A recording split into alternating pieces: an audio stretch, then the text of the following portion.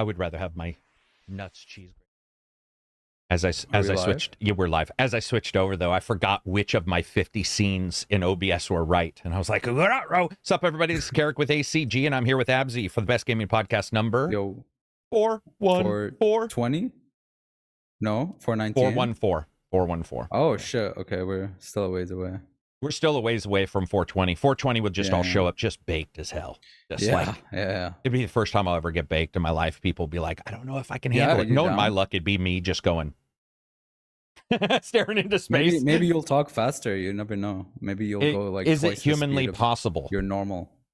I don't know, because you're already on fast forward, right? Yeah. I had somebody who said that they were listening to my the reviews on 1.2 or whatever, 1.5. You can like speed them up.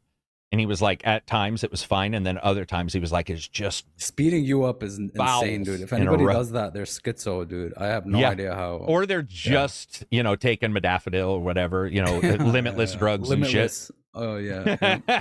That's a good movie. Limitless is it? awesome. I forgot it, dude. I remember that era of movies. I was watching Limitless and Source Code. Was it with the one Source Code? Yeah. Train or something. That was cool. Yeah, Jake Gyllenhaal, right? Yeah, when everything wasn't a superhero movie, where they just made some cool. Remember Denzel Washington's Deja Vu? That shit was cool, man. Deja Vu. Wow. Yeah. Somebody else who's seen that movie. Sorry, that's like those whenever were, like, I mention fun, cool ideas, Yeah, and it was before science tried to ruin your hope for everything in life, where science is like, well, technically, and you're like, God damn it, I don't need to hear technically. Anyway, we're gonna get on to games and stuff like that. Sorry, everybody, we're just randomly yakking. There's a bunch of stuff to talk about. Assassin's Creed Mirage reviews came out. Motorsport impressions / reviews came out. That's a hard one to review in a condensed time period, so a lot of people did what I did, which was more like review impressions, because it's just there was a lot going on in that game.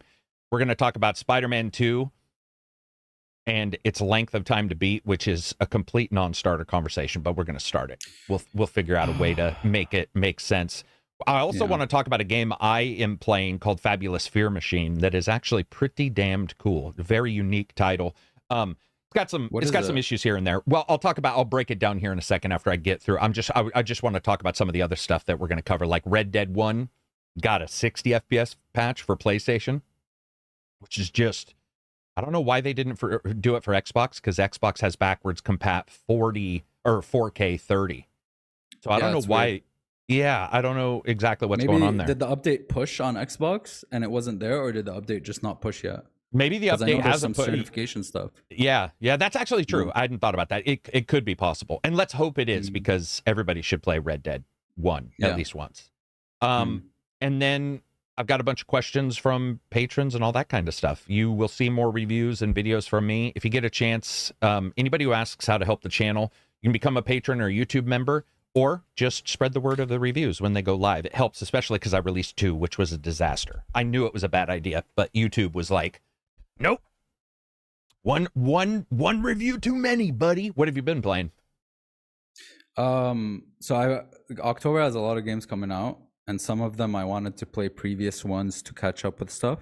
Right. So first I did Control, and I got to the point right before the Alan Wake DLC. So I'm ready to do it right before the game comes out. And I forgot how fucking good that game is. Dude, I think Remedy has like my favorite direction in games. Yeah, they're good, man. It's so cool. And the VA and the writing, and it's just like cool ass scenes. And I love the way the titling comes up when you go into a new location. Those games are just so fucking cool, and they have and the gameplay is phenomenal, and the destruction and the environment. I'm so excited to see if like they pushed what they learned into Alan Wake 2 and see what they come up with that, man. Very excited. Yeah, so am I. It's a good game. Control's good. Yeah. Very good. Very, very good. I did that, and I did right now I'm just beating Miles Morales because I never played it. So I want to get through like Miles' story just to be ready for Spider-Man 2. Yeah. The gameplay, I love the gameplay. I don't. Are we talking about Morales? Yeah. I love the gameplay. It's awesome. The story's kind of cool, but the he's just so wimpy, dude. It's just like, I guess going from Control to that, and I'm like, like I Yeah. don't really care for the dialogue that much. You know, it's very wimpy and campy and stuff, and I'm not a huge fan. But the gameplay is so good. The combat is just really fun. Yeah. And there were no Mary Janes in that game. Yeah, that's a huge plus, right? It's a huge plus. That game immediately went up 2 levels for me with no Mary Jane. Sorry, but I know some people really. I think the voice actors find stuff like that. It's the direction, the writing. She just comes across like the type of person that I would jettison in seconds. And I know that Peter Parker doesn't missions, right? Yeah, boring missions as well. Yeah, but I mean, as a character, she cloys on Peter, and you're at some point you're like, but it's a childhood infatuation if you follow the comment. You know, he's always liked her and stuff, so it sort of makes sense. But yeah, I hate that character. Let's talk about Fabulous Fear Machine. So I got to note this time down because I want to send this on. But yeah, Fabulous Fear Machine is a turn-based comic book game where you try to spread fear around the world by like conspiracies. So like clowns are coming out in droves in the alleys. Yeah. Well, and that's what's weird is it starts in Europe at first, but it's funny you mention that. And I'm going to remind me if I don't talk about what you just said, because there's something about the game that definitely pops up. But what you do is you take these fears and you put agents around the world who then go behind the scenes, you know, like fear mongers, and they try to spread the fear and shit. Yeah, and you can sort of bust out the fear. At some point, it like goes into the streets. People freak out. Then you take over that area. But what's interesting is since you're the bad guy, the good guys are doing all these like they're giving away free meds, or they're helping the youth, and you have to destroy that. So like somebody will be like, we're helping the kids, you know, get replacements for lost legs in minefields. And I'm like, no, you're not. And you go in and you ruin that. It is really weird. And that's what caught me when I saw it. It looks like a comic book. It's enjoyable, but there's 2 things. One, you take your turn, you apply your power in different places. You're trying to like mine fear in places by going around sort of it doesn't tell you what you're doing. So when you put an agent, you say mine Ferium or whatever it's called. I noticed that I had to lie to myself and say, oh, what's he doing to mine it? Oh, he's probably like walking around, putting groups together to spread the bad word and that kind of stuff. So there's a little bit of a miss there on the fiction part, but you go, you mine this stuff, and then you consistently are trying to like, get information into newspapers and into websites that's bad, and spreading this fear and the desire to take over. But it does hit pretty close to home, and you said it reminds you of America. Funny enough, it just reminds me of Western nations more. West. That's what I meant. They're not going to handle Eastern nations or Eastern societies, because a lot of them, they don't have free news. Al Jazeera's is free, but a lot of them don't. And we call it free. Make sure nobody listens. I'm not saying it's the same anywhere else. Yeah, free speech is not. Yeah, even if it's not totally free, it's like it's different. And what I noticed was a pattern developing in the game where I caught myself arguing with my character, where I was like, dude, what? This makes no sense. Like, this conspiracy makes no sense. What? No way would people believe this. And again, you're trying to lie to yourself. It's just a game.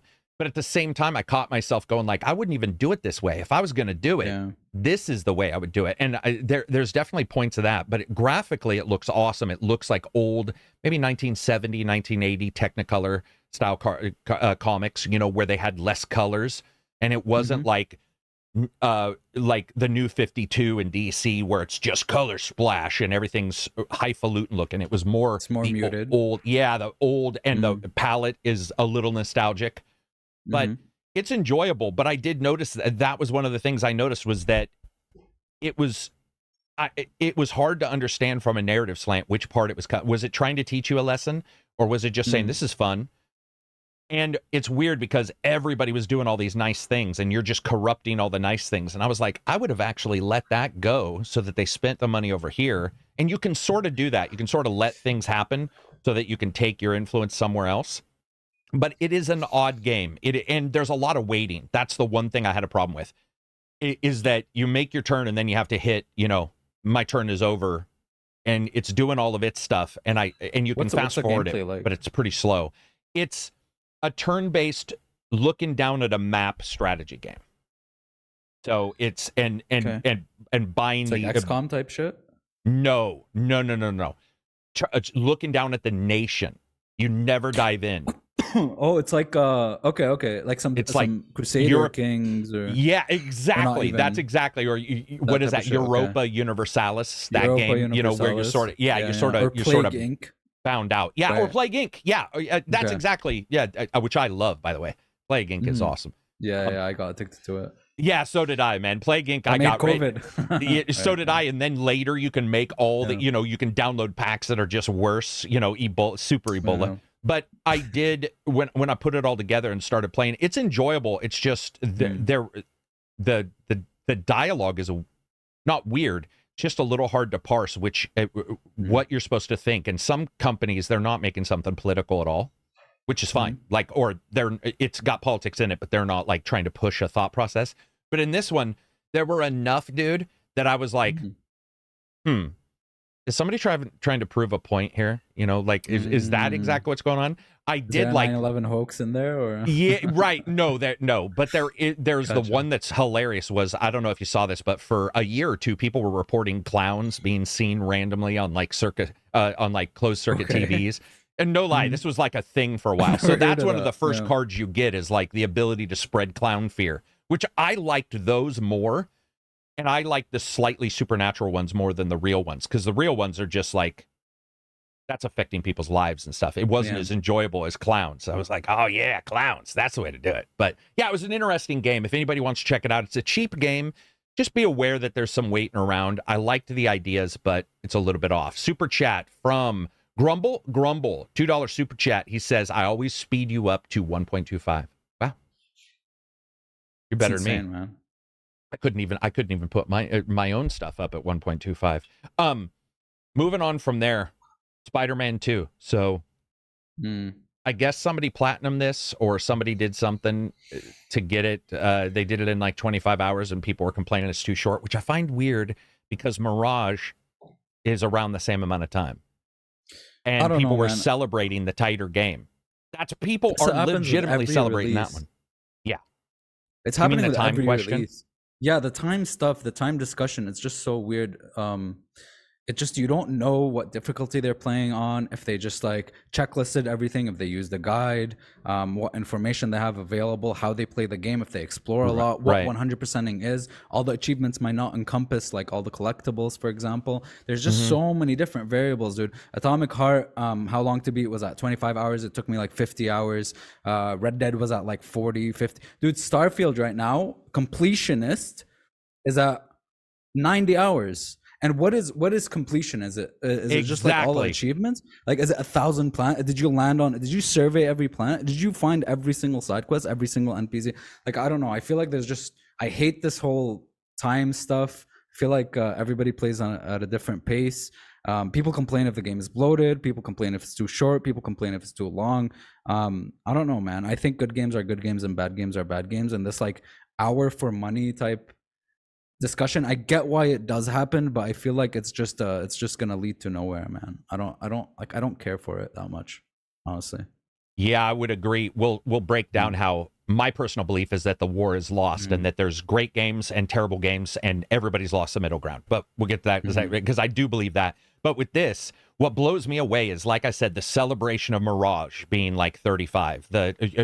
Even less actually, but the platinum thing already disturbs me. You know that, because platinum means nothing. It means you've done the steps they've arbitrarily chosen to be platinums. It doesn't mean you've experienced the game. Kill 10 people that way. Okay, well that's 100% for, like, I don't know, man. Yeah. Sorry, continue. And no, I would agree, and I would say, like, when you look at Miles, there was the discussion of, was the length of that a little short for its price? But I gotta say, with Spider-Man 2 and Spider-Man 1. I also looked at how long it took me to play Spider-Man 1 versus how long everybody else took, and I'm a little longer, probably because I was also, I record footage, and I try to make sure I'm accurate with that, but sometimes you can be off. But I'm stunned that became a question or a discussion, but I'm also stunned somebody leaked it early. And I don't know if you saw this, but Spider-Man, Assassin's Creed Mirage, they even had an additional alert for reviewers that popped up in the game that says, please don't spoiler this. And that does suck.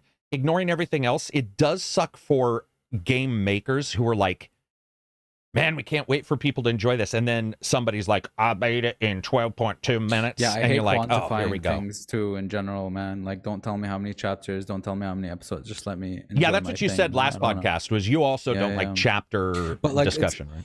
Like, I understand like this return of investment thing, like about hours, but there's also how curated is a game that's 100 hours isn't going to be, for example, as curated in its level design and its encounters and its as like a 20-hour game, for example, for the same production value, right? There's always resources that are moving around, so it's like, what is the return on? Is it just hours, or is it how good those hours are, right? Or not even how good, just how like what type of game it is, you know what I mean? Do you want, if it's like 10 hours of something completely linear and like scripted and everything is just like this, you know how the CDBR dev talked about like the dialogue, for example, the dialogue in Cyberpunk is so good because it's like scripted sequences in certain locations versus like 1,000 planets you can have conversations in with random NPCs and stuff like that. There's a lot of things to take into account, right?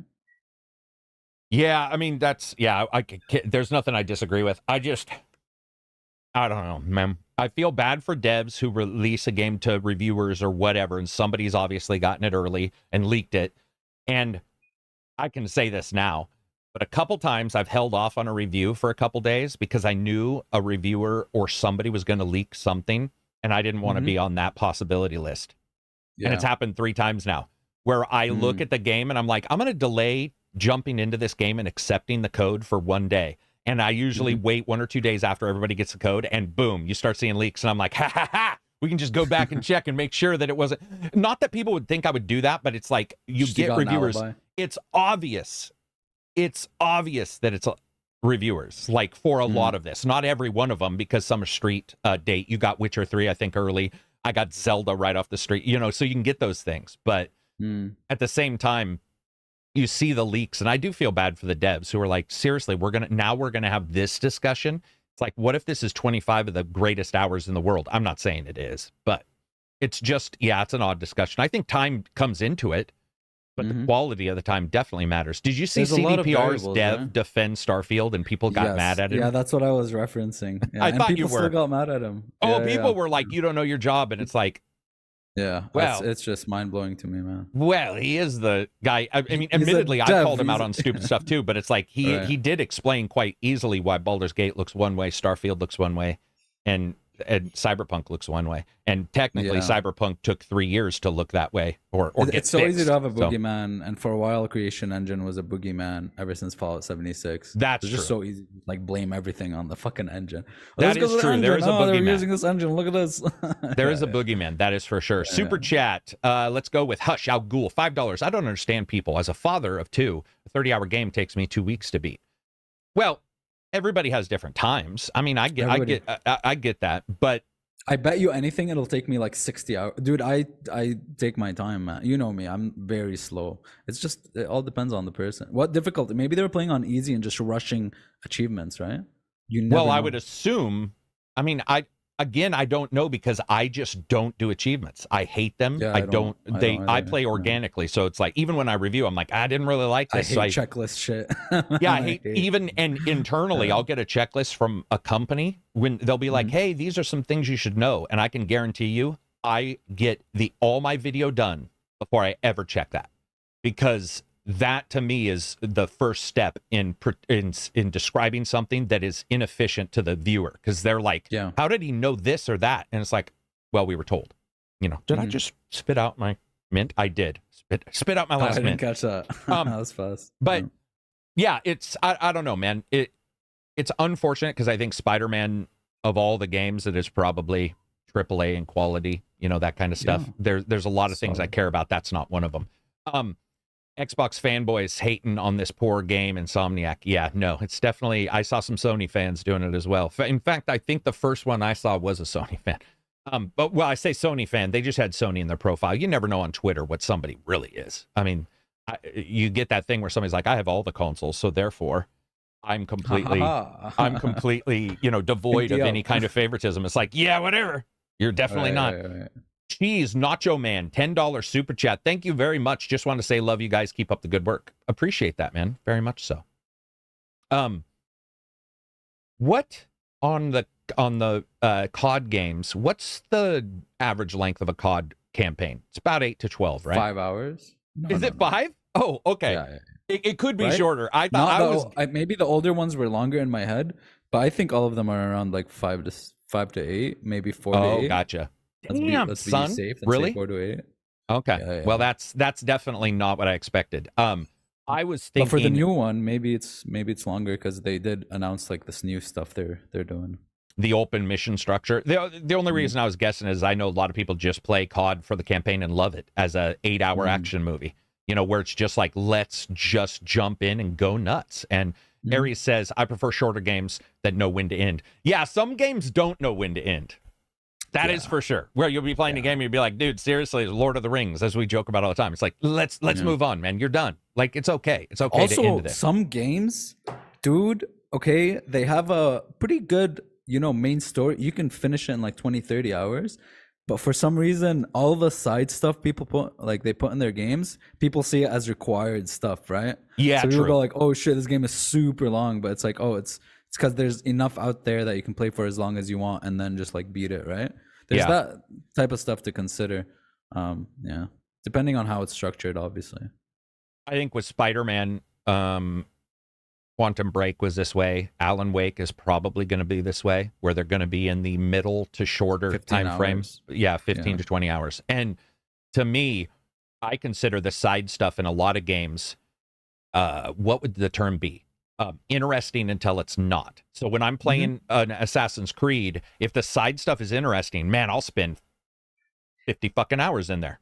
If the side stuff is interesting, I'm in, man. Horizon Zero Dawn, I was in. And I know some people didn't like some of Horizon side stuff. I was like, hey, I like the world. I'm in for this. And I'll report that. But I don't think considering it required makes any sense in some games, Valhalla. Yeah. Right. You know what's like, infuriating though? What? When like a bunch of side stuff is really, really bad and boring, but like every once in a while you get like a really good side quest, like blowing my mind, you know what I mean? But then it goes back to shit. But you have to keep doing them because what if the next one is really good, right? So they just mix them up and it's like, oh fuck. Well, we're gonna talk about that in Mirage. And when you look at Valhalla, had world events. The guy with I remember playing Valhalla and the guy had the axe in his head, and that was the first world event. I think a lot of us saw. Yeah. It was awesome. I was like, whoa, this is weird. It's not a mission, it's just here. It's like and it added like a Yakuza sub-story. Exactly. Or GTA, where shit is just happening and you're sort of like, is this a thing? Is it curated? Is it not? And then you dive in, and then like you said, if you like the first one or two, then now everything matters that you hear and see. You start going, whoa, could that be another world event? I'm going to trot over there because these three guys are standing together talking. And that to me is like one of the more enjoyable parts of a game. Like you said, when you get that really cool side story and you're like, does that mean all of them are going to be good? Yeah. And then you're like, well, maybe this is required just because it's good. Yeah. And then you're jumping into all of them, playing all of them. Yeah. You know what's weird to me? I've noticed that with a lot of side mission quests in like Starfield or what have you, if the first one is good, they're all good. I rarely get a mission line that's a side mission line in a lot of games where 2 or 3 are good in the side mission line and 1 or 2 are bad. It's almost like like within the quest line? Yeah, within that quest line. It's almost like maybe it's one writer and you like the writer. We talked about that prior to the podcast where we like certain comedy writers. So maybe the guy who handled World Quest, axe in his head, handled 5 others, and you sort of track that and go, man, they're all really good. It just seems to me it's like once good, all good in a side quest. I'm trying to remember if there's... That's weird. With Starfield, I liked all the faction quests. I thought they were better than the main story. Yeah. Oh, in Starfield? Oh, for sure. Yeah, the main story is... Vanguard, dude? Yeah, the main story is more like... Oh, no, it wasn't only that one. It's the other one. The spy missions. Oh, yeah, and the sysdef shit. Yeah, that shit was really fun. That stuff went nuts. They did a really good job on that. Into a lot of different kind of itches, like sci-fi itches.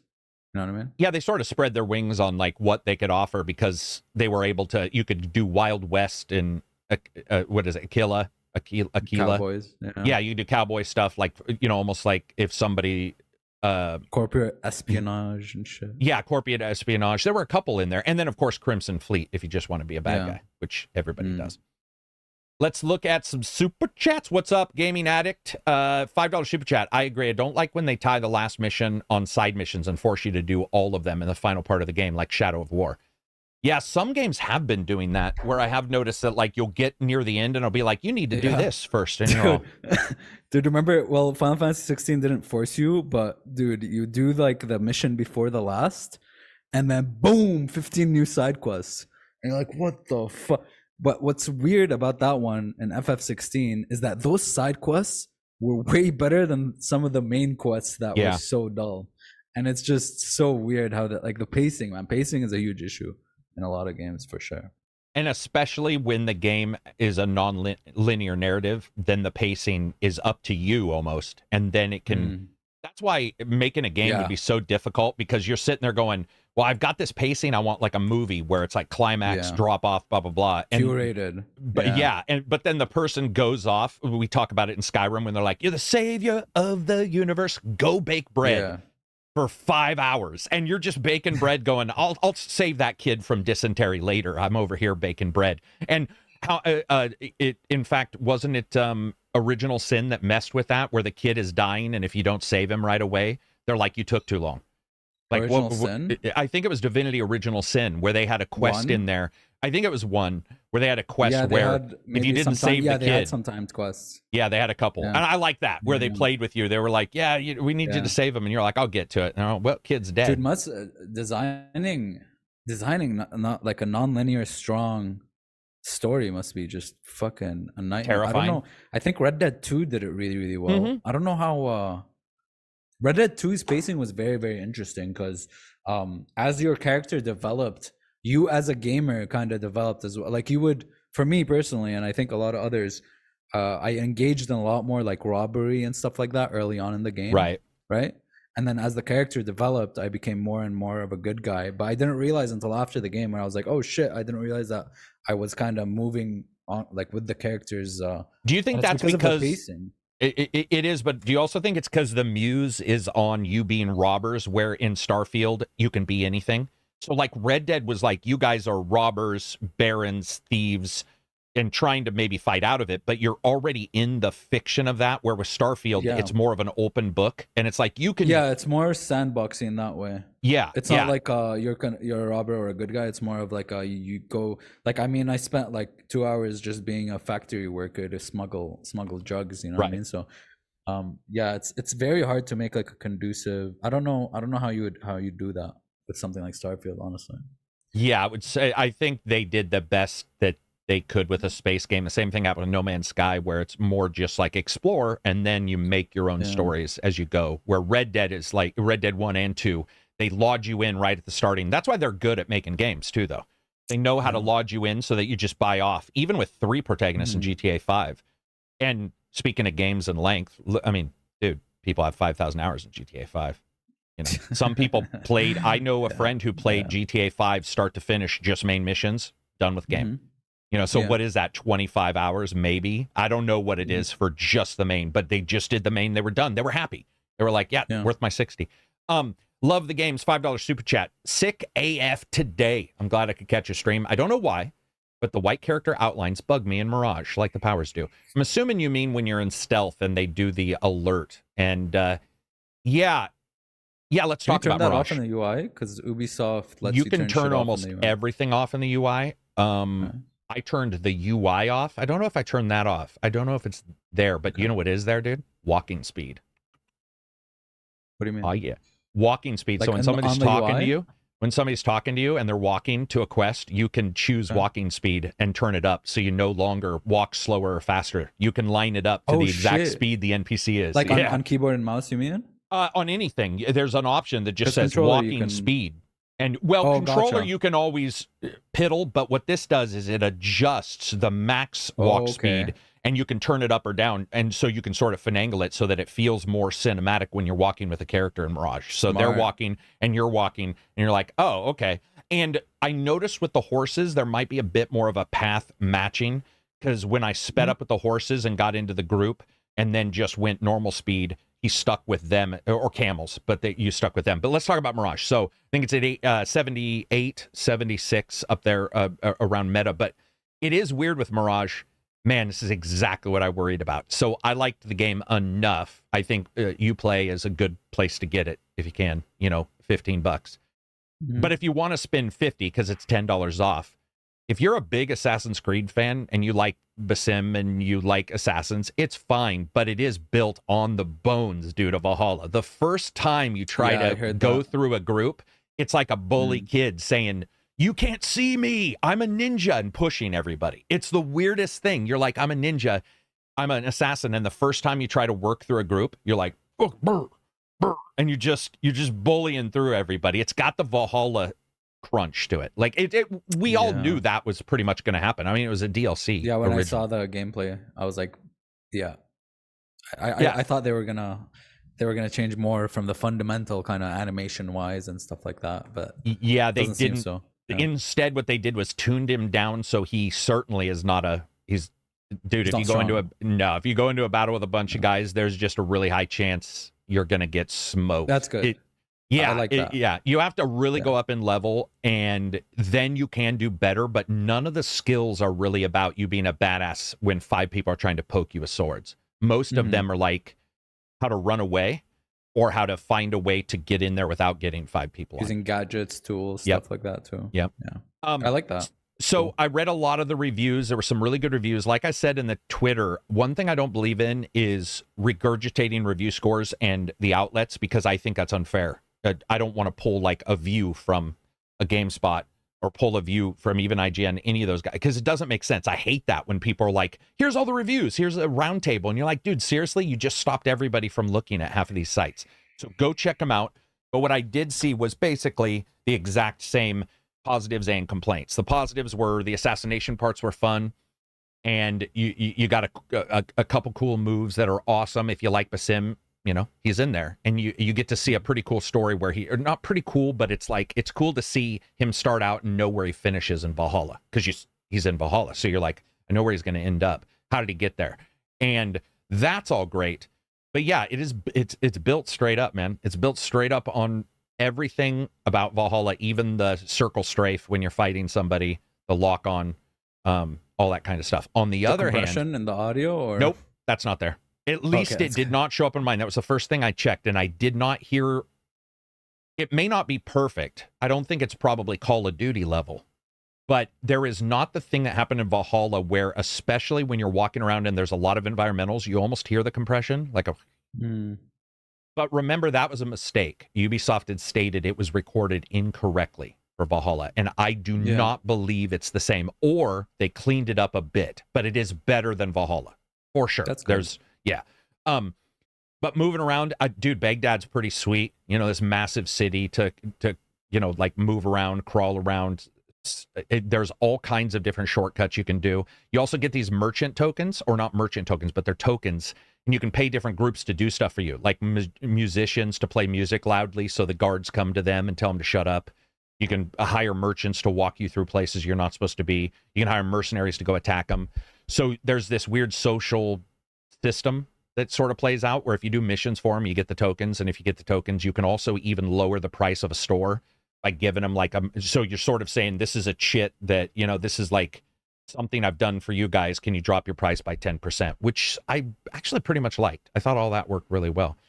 Graphically, it also ran way better than I thought. I was having some issues when it first came up, a reboot later, a driver install later. It was like 130 frames on the 4090 without frame gen. So, that's that's pretty much where I expected it. CPU bottleneck from not that I could find. No, in fact, it was like, it was pretty much exactly where I expected, but I will tell you the benchmark's broken, or it feels broken. Benchmark had stutters. I ran the benchmark and I'm like, oh God, here we go. There were stutters. Yeah, the benchmarks in a lot of games. I know, right? They are not representative of the game. I don't know what goes on, but that the benchmark frame pacing usually in those, it's because like, I don't know, maybe the camera is doing things you would never do in the game. Right. Like well, the first thing I checked was synchronization, because it does that spin. And once I got into the game, it worked fine. But the benchmark was rough. I was like, oh damn, that's that's not good. Like that, this is going to be my impact, like my game experience. There was some pop in, it's improved, but definitely when you're riding your camel towards a city or towards, like palm trees, you'll see stuff pop up, but their world is pretty busy. At some point, getting it. Yeah, I know a lot a lot of people are. Like, I want to play as an assassin. That's it. It's simple as that. Yeah. I think the score is actually. I haven't played as an assassin since the third game, I think. With Hatham and not Connor. Is it Connor? Who's his son? Yeah. In that, is it Connor? Connor, right?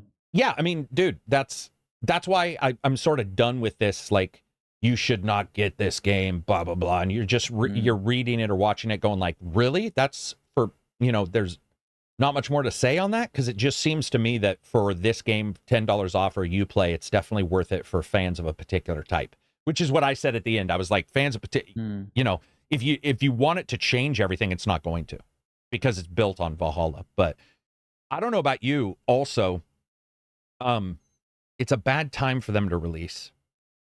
I just think prior to Spiderman, because third person games always get compared in some way. And I think a lot of people are going to look at this title and just be like, oh, it's just sort of pooped out by Ubisoft. And it wasn't necessarily pooped out. Like, there was some obvious work done on it. But it's going to get that. October is all third person, dude. Yeah. That's sort of what I meant. We had a lot of first person and shit. Alan Wake, all these games are coming. Alan Wake, Lords of the Fallen, Spider-Man, Assassin's Creed.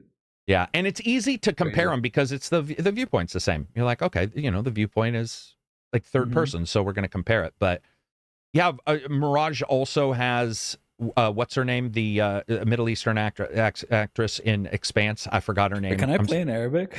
Can I play the whole game in Arabic? Yeah, do you think that's you can. A thing? Yeah, you can do. Yeah, you can switch the voices completely to that. But I was going to say she's incredible. I've always liked her in every movie, every TV show she's ever been in, and she's there a lot, and that was awesome because the moment she talks, she's got that swallowed gravel voice. Do you know what I'm talking about? The chick from The Expanse. Yeah, she's so good as an actress, and she nails like she's in a lot of games. That's another thing you normally don't see. I think older actors have a hard time looking at a game and going, "What is this? Like, how do I even emote?" I don't know how she's done like a lot of work for Blizzard. And oh, dude, she's so, when she speaks, she's just like, and you're like, oh yeah, here we go. She's my friend's mom, Lebanese. Oh, does mom, she? Yeah. She's got like the I smoked two cigarettes and had some vodka. Smokers. Yeah. Yes. Where they're smoking and then drinking, and you never see the smoke come out, and you're like, what the fuck? Are you gonna exhale at some point? Yeah, she's bitch sticks, right? Yeah, exactly. Yeah. I would say she elevates it because she's in a bit, and there's some stuff I can't talk about that is awesome, that is sort of fan service as well at the end, that I thought was pretty cool. The story is Shariah Angelashu. Whew, that's a name. That's that is who I'm talking about, by the way. She was awesome in Mass Effect 2. Yeah, she's awesome in everything. But if you're a fan of Assassins and you're okay with understanding it's Valhalla, I talked to a lot of reviewers who were like, so this is Brotherhood's engine? And I'm like, dude, what fucking world are you in? Yeah, I was like, dude, you got to go into this. And I think a lot of them went into it thinking it was like a full new. It is not. It is Valhalla with a more easy to kill enemy and some new moves, which were pretty good. It definitely made that character more human. He's definitely less supernatural than like a lot of the Assassin's Creed characters. Even Odyssey, you're doing all the special moves. You have the trigger, 6 buttons, trigger, 4, but Power Fantasy. Yeah, Power Fantasy. Yeah. Looking here at some comments, it looks like a lot of people are still getting it, even with what we would consider to be slightly lower reviews than, well, I mean, Valhalla. What did Valhalla? Valhalla was in the 80s, I guess. Yeah, most ACs are that, right? Most ACs are that. Yeah. It looks like smoke and other gadgets make them a bit easier. Yeah, for sure. It is definitely that. Mirage lost me as soon as I saw the teleport ability. Because people that want it to be teleport more realistic, right? Couldn't you teleport like? No. That is definitely not teleport. So to me, teleport would be truly choosing where I go. That is not teleport. It is a assassin glitch in the animus. It would be the easiest way to describe it. Which is awesome. At first, I now understand what he's saying, because even I was like, people got to prepare themselves because you can do this thing. I got to say, when it first shows up, I was like, But once I did it, the way they cut it and they have the animus go like, I actually thought it was cool. It's almost like somebody fast forwarding through danger. I don't know. There's something about it that it turned out way cooler than I thought. But I do get what you're saying, but I would say that it's also not very hard to build up, but you have to kill to build it up. And then you pay to use it, and it goes away, and you have to kill to build it up, so you can't use it all the time. Let's see. I like Basim. Look forward to his story. They can't make an AC2 gameplay today because there's a whole generation raised on the last ACs. Yeah, and I just played AC Syndicate, one of my favorites. I do not want it going back to that crunchy bitch. I love those games, but man, they aged poorly. Like, oh yeah, they are not as smooth as I think people thought. David says Valhalla earned over 1 billion. Yeah, I think Valhalla is closer to 2 billion. So Jesus, those of us who are fans of all of them, most fan or the new ones are doing better. Let's see what else. Yeah, graphically it looked awesome. City was awesome. I would have liked the city to have more random shit going on, but I think that was. Did you comment on the story? What did you think about it? Or like the I don't like to comment on the writing? story overall, but I would say that since it's bookended, you start at the start and we know where it ends. It is not as engaging to me as it would be a Basim fan. I also didn't love him in Valhalla. I liked him. So to me, if you choose him, it's like, great. Do you know who I wish they had done a side story on? The woman who runs your fort in Valhalla. That She is the voodoo. no, the one who's married to your best friend in Valhalla, and she's at the war table, and I can't remember her name. That would have been a Viking game, right? It would have, but as a side DLC, I would have bought the hell out of that. I would have been like, she's an interesting character. Let's see how she got. Man. Did you? I like Basim a lot. I didn't play the game to completion, but I remember one scene with him on a campfire, and I was like, damn, that was some good acting or whatever. Oh, and the same thing happens here with a couple. I guess you call them montage moments that are pretty epic. It does the thing also where it opens and then later opens. You know, like we're seeing in a lot of movies where it's like halfway through it'll be like the creator or whatever. You know, you're like, whoa, it's been 45 minutes and we're just showing the title screen. They do that in Mirage, which is very good. Okay, yeah, cool. lots of good stuff in that. But again, rough. I mean, rough. It just is. It's built on Valhalla's brain. But I would say that some of the stuff I've seen shows that a lot of people maybe went into it with an idea that it was somehow the older game. We knew already that they were removing the parkour. There wasn't going to be a bunch of parkour added, which there isn't.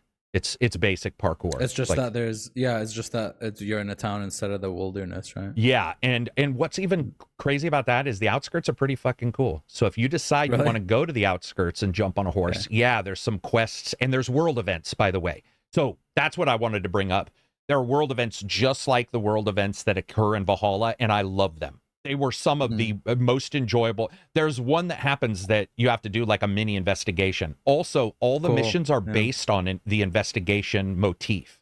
So instead of missions where you have this giant diary that's like, go here, go there, which we saw in Valhalla, we've seen in Odyssey, they have a lot of, that's not here. It's all the almost like a CSI crime board, and each one pops up. Yeah, you find a new guy, pops up. You found 2 clues. The third clue is this. And you're like, oh, I got to find these other 2. And you can skip them. I did something where I had 2 spots to kill somebody. And I said, screw it. I'm going to go directly there and try to find him. And I did. And it was like, it filled that out. But it didn't fill out the clues I hadn't found, which I thought was cool because I found one later.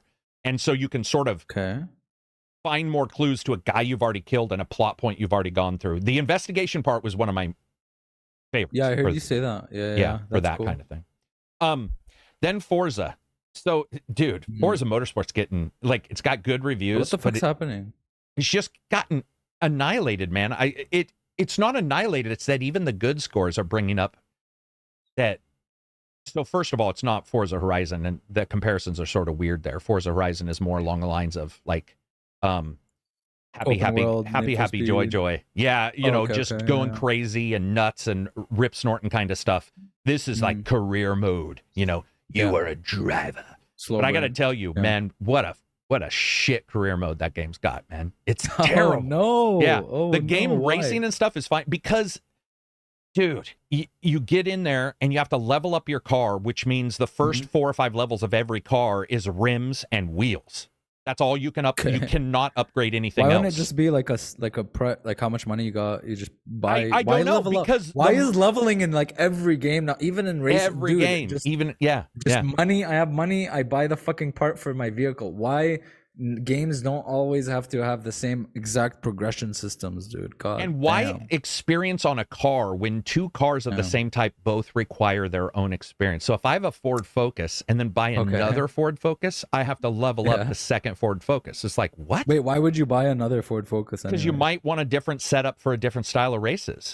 And you don't want to go in and have to delete. See, that's one of the things. You can remove the purchases you made and you get more purchases. You get the points back. So you can but at some point that requires you to like go in, delete this, delete that. A lot of people who do these racing games have a drift car. They've got a car for for corners sort of set up, almost like race teams might have 4 or 5 driver sets, different drivers on the same race sometimes. And it's weird because this game, it's just like the first time you unlock it, and I got so tired of seeing you've unlocked rims and wheels. I'm like, oh my fucking God. So do you switch out cars fast enough to not get high level and like any certain one of them? So that's one of the things is if you don't, you can set up generic races to get more points, but the actual events, they require different cars. So you'll like, I had I went with like there was like a Cadillac Blackwing, which is like 670 horse. I was like, this is a big sedan. Let's throw this into the turns. Like, this is a blast. And then after 4 or 5 races, it's like, you have this race where you have to get into one of those, all-wheel drive little sport touring cars. And I was like, oh, God, that's not what I want to do, because it restricts that car from those races because it's not of the type. That's so weird. Why did they add leveling to a sim racer, man? What? I don't know, because money. What? And here's the other thing that sucks money. is it's a career mode. You make money from races and you use that money to buy the parts. That's it. And you can get stuck doing races where you can't upgrade because the upgrade path gets wider as you go up in levels, obviously. It gets longer and longer. And so if you are at a point that you're like at level 15, you want to go to level like 18, you're all, oh man, this is gonna like suck. I can see, dude, if they really wanted levels, like just make it based on the player character, like a driver rank or something that allows you to participate in more races or something, or unlock cool skins or something. I don't know, man. Like, that's so weird, dude. That's like that's like some RPG fucking Skyrim. The more you crouch, the more you level it up. Oh yeah, dude. Or you crouch behind a guard and just go back and forth to lower or to raise your skill. What's even weirder about this is it's missing a lot of stuff too. It's missing it's got okay tracks, but it doesn't have nearly as many as the last one. And that's what a lot of people are saying, is that it's good graphically, it looks better, it's slicker, but it also has less. And that bothers me because I'm always of the opinion it doesn't have to have just as many, but there's a pretty big gulf. I think it's like 33 tracks versus 20 in this one. Like, it's a sizable gulf. But it's also that it's missing a bunch of stuff. It's missing like qualifying, tracks or qualifying runs and a couple other things. It's still hella enjoyable. But the reason why I did impressions is because it's also too big to review. They gave it early. Way early, and even then I was like, oh my God, are you kidding me? There's because you're going to be grinding on this level 10 car to get it to 20 because you want to see the impact an engine makes, and you're like, well, I can't go up any other way than racing the jackass car I may not like just because I'm trying to review it and tell somebody if that makes a big enough change. Yeah, dude. And by the way, one of the other worst things, a lot of Forzas do this though, a lot of other racing games, you go into the tune, right? It's like, you could tune your car. And there's all these movie stars doing the voices. It's like, racing is the blah, blah, blah. And they have the big old spiel where somebody's talking and they're showing you the tutorial. And they're like, tuning is one of the most important things. You go in there and instantly everything for tuning is locked. And you're like, oh no. I spent 5 minutes talking to this guy or listening to this jackass talk about tuning. And then you go in and it's like, you can turn your wheels. You can like put more pressure in your tires, and that's it until you unlock more with the leveling system. Oh man. Yeah. There's a right way to do progression systems to keep your players engaged. And then there's just like forced, you know what I mean? When people say they doesn't respect your time, there's like a time and place to say that, and I think that's weird, man. Yeah, Tuning? Damn, that's weird. It's too bad too, because I liked it a lot. There were still issues, but it's going to draw comparisons. Now GT7's got its own thing, Gran Turismo. Like they have fake cars that run out of copies and shit to make you spend money on microtransactions. It's a mess. But this one's got its own issues as well. And by the way, when I said sim racer, I didn't mean like Assetto Corsa or iRacing or something. Right. This is sim light. Leaning towards is sim light. Leaning towards it more so than Horizon. Yeah. I did like the force feedback of what I played on the steering wheel. It was pretty sizable. There wasn't as many. There's a couple options that I feel it was missing versus some others. It's got about, I don't know, 20 options, dead zones, all that. There's a couple. I got to look back at some other sim games to see what they were missing, because I feel like a couple options were missing, but overall it's still sizably easier to race with a wheel than it is with a gamepad regardless. Like there's a finesse that's available on a wheel that is just mind-blowingly higher. But I will say, man, does it nail the sense of speed. When you get up to like 220 on a racetrack and it's got a 3-mile straightaway and your engine's like bang, bang, bang, because it's redlined, like you can't go any faster. And I was head to head with somebody, and his obviously was a little higher, and to watch him creep forward, and my engine's going to explode. It's just, you're sitting there going like, this thing's going to fucking tear out of the engine bay. And then you hit a corner and you're better on the corner. Those moments are what racing games are to me. And that happened a shit ton of times. Also, I want to talk about the AI. So people have been talking about the AI. This is machine learning AI. So they've taken the tracks, they've taken racers, they've merged it all together and trained it, right? But I don't think it's any better than Drivatars in the past. It does some things better, but it's pretty clinical. And there were a couple times I show it in my video where I smashed into cars to try to drive them off the road. And I'm telling you, God himself was pushing the ass into that car to keep it on the road. I don't know if you'd call it rubber banding, because have you ever seen some races where a good racer gets in front and they annihilate everybody because there's nobody to worry about? So that happens.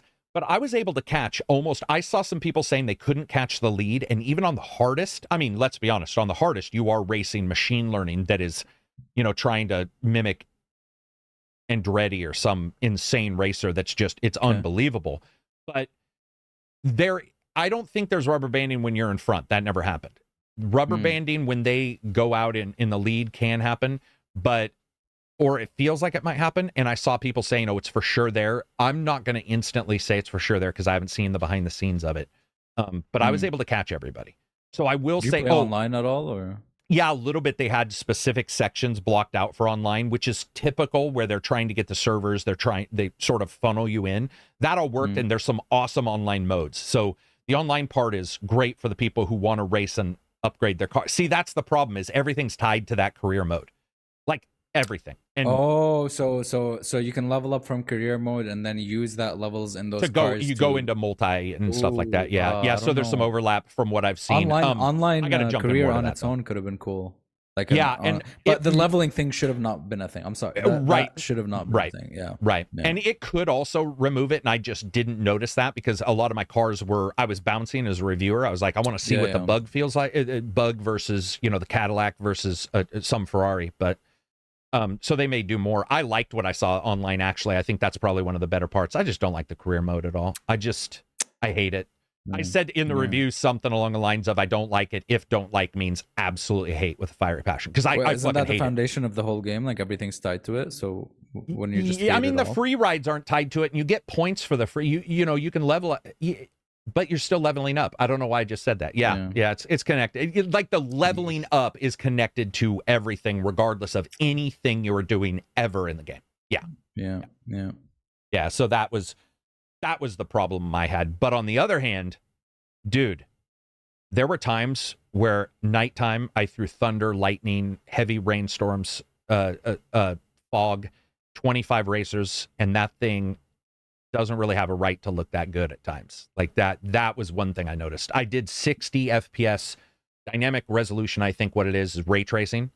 And that was the middle ground, because there's like a 30 FPS, which is fine. I know a lot of people who have no issues with 30. That's up to them. I have no issues with them having no issues. But I chose this because I thought it was a good middle ground. There were times where it is so crazy, dude, to come up on a car, know the car because you drove it, and I use the knowledge of my knowledge of that car. For example, there's a turn that I was driving this monster sedan power sport, and I was like, it needs 15 extra feet to slow down than I need. And I was nailing it multiple times. That's cool. It was awesome. And I could tell by the tail lights. So you'd come up and it'd be like a mile away. There'd be fog because they're faster. And as they're slowing down, I would look and go, oh shit, that's the car I just drove. And I know for a fact that they need 75 and not 50 feet to slow down for the S turn. Dude, that was awesome. And you know, obviously they can tune it, but so can you. So it's like if they're taking tuning into account, that's still going to matter somewhat. And I did that like 3 times where I was like, just a second, and be like, and slow down, and then you fly past them, you take the corner, and you're like, yeah, baby. Yeah, that was, it's almost like a fighting game where you know the other fighter, and like they have, there's one weakness, and you're waiting for them, or you're waiting for a moment to exploit it, which is really cool. And graphically, it's awesome. A lot of these racing games are awesome, though. Racing games have achieved a level of fidelity that's like, I'm just, man, I need a steering wheel for track based. I don't want to play. I only play the open world ones and like the goofy ones. I want Burnout to come back. Okay, let's be honest. Yeah, let's be honest. Yeah, Burnout Paradise Midnight 2. Club. I want Midnight Club back. Yeah, dude, Midnight Club was sick. Yeah, those were good. Music. I miss those. But so you're saying you haven't got a steering wheel because for the most part, the arcade ones, you're okay with the gamepad. The flickiness of the gamepad. The open world ones, the chill ones, I'm okay with just like, you know what I mean? I wouldn't want a steering wheel for those, but for the track based ones, I would definitely that's what's stopping me from playing those games. Yeah. And they're not cheap. They're ridiculously expensive. A steering wheel is like ridiculous. I mean, it's stupid. But it's not a priority right now. Yeah. You know. Well, it shouldn't be unless you have to be a racing fan of a particular type of racing. To want to get a steering wheel, then you have to choose the platform. Brooks adapter is nice because you can switch platform. You can have the same. You can use an Xbox wheel on a PlayStation 5, which is nice. But plus, overall, when I eventually do, I want to do it like the. I want to go hard on it. I already knew it. Like your friend who's got the whole like $30,000 setup. It was like $2,000 to $3,000 setup. That is but it's insane, dude. It's insane. Like it's just the feel of it, the tactile shit, man, and the feedback you get. It's just, I think they do a good job with those two. When like if somebody sets it up just right, then the sim game isn't just the sim game you bought the steering wheel for. It's now sort of you're in it, and so then it becomes, oh, can I check this other game out? And I can check this other game out, and it sort of becomes enjoyable. Let me check like Super Chats to make sure I didn't. Friends who are like racing heads, they play. Yeah, they go like Formula, Assetto Corsa, iRacing, like just all of them. Yeah, it's. I mean, it's cool to see, but like you said, there's so many. Dude, there's so many games. I was talking to a PR person, and I was laughing, going like, "Yeah, man, I can cover a game, and I have to do it in the podcast because it's like there's literally no time to review games right now. There's so many games, and if somebody's late with a code or whatever, most people are moving on. They're like, I just don't have time for this game. There's so many titles coming out, which also indicates why some people. I don't think reviewers should because I don't consider, there's a bunch of games, I'm going to review this game lower. That makes no sense. But I do think that also they get compared sometimes. And sometimes it's like, it's just more about the game. It doesn't always need to be compared. Yeah. It's hard because you don't do scores. But like the people who do scores, they have to take into account relativism, right? Because like you get 4 games coming out in the same month. It's like, oh, I really enjoyed my time with this one. It's a 9. But then I enjoyed my time with this one. But fuck, is it better or worse than the other one? But it doesn't really deserve an 8 because the other one's 9. But it, you know what I mean? And then if I rate it a 9, then people are going to be like, oh, well, this game is like 20 hours is the same, score as this 100-hour. Like, I don't know. I feel like it's very difficult when you start putting scores because they're not meant to be. I don't think scores are meant to be relative to other games. I thought, or at least not wholly comparative. They you can say this, I love the options in these games. This game has none of those options, so it feels missing something, but that shouldn't be the entire thing because some people, for example, Mirage, some people this will be their first assassin game ever. They were just too young to play 3, 2, Brotherhood, all those. So you do have to, and yes, it gets lost easy. I mean, it even gets lost. Like I have to remind myself because I'll look at a game and be like, oh, this game had this, but it's like, well, does this game, does it feel terrible because it's missing it? Yeah. Does it have something else? Like, for example, like I said, the investigation part of Mirage did pay dividends for the feeling of the game, where I was like, oh wow, I love CSI crime. I'm a sucker for like the investigations popping off and finding clues in games. But so you got Mirage, you have Forza Forgotten, or what is it, Lords of the Fallen is coming out. Lords of the Fallen, Alan Wake 2. I would say when I look Spiderman at these 2. scores, these are the scores I expected for both these games. I mean, even though Forza has issues with career, when I saw the scores this morning, I was like, that I wasn't surprised checks with out. the Assassin's Creed score. No, either was I. I was just like, that's sort of, it's still, to me at least, if you do the full 10% means an F, 90% means an A, and you use the middle, it's, I think 75 to 80 is exactly where it deserves to be. Okay, but for Metacritic, 70 is like a 50. 70 is 40, a 2. right? Dude, we have there's nothing. I don't think there's anything under 5 ever. We don't get anything under 6. Lost the entire train of thought when it comes to, is a game good? It has to be amazing. And you'll hear people say, well, the competition is amazing. It's like, yeah, but if somebody doesn't like Spider-Man, they still want to know if this other game over here is amazing that's not Spider-Man. And people lose it. You know, the not amazing Spider-Man. So a question about assassins and all this stuff. When you were a kid, did you ever dress up like a ninja or think you're a ninja or watch Jim Cotta and go, dude, man. And I would parkour in my house. I would do the thing where I would put my leg on each side of the doorway to like go like to crawl up.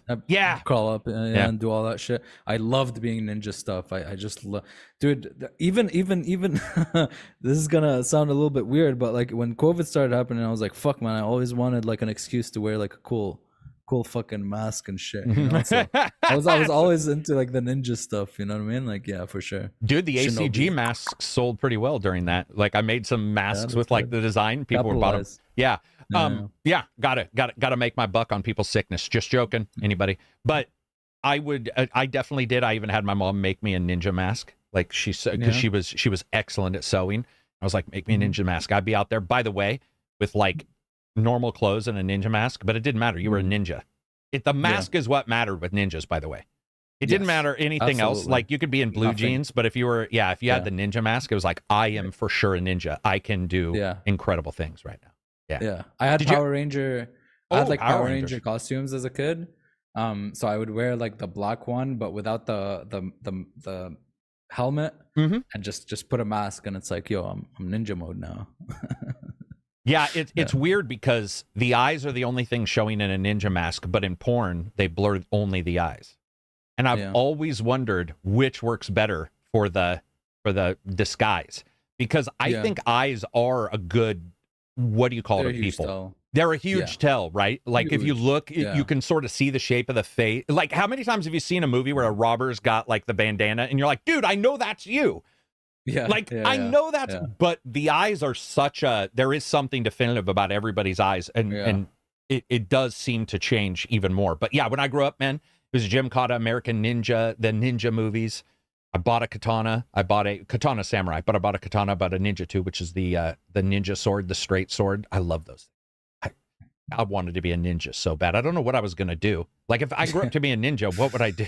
Like it's just, oh man, there's a lot of like, same with like watching fantasy movies and shows and stuff, and just wanting to like have a horse just to, what am I gonna fucking use a horse for, you know? I did horse riding and like trained and stuff, but it's like, for what? Like true equestrian training. I want a sword. Why? Why do you need a sword in this day and age? I still got a lot of swords, and I got it near the door because guns, I'm like, dude, a gun might jam. This sword, not gonna jam.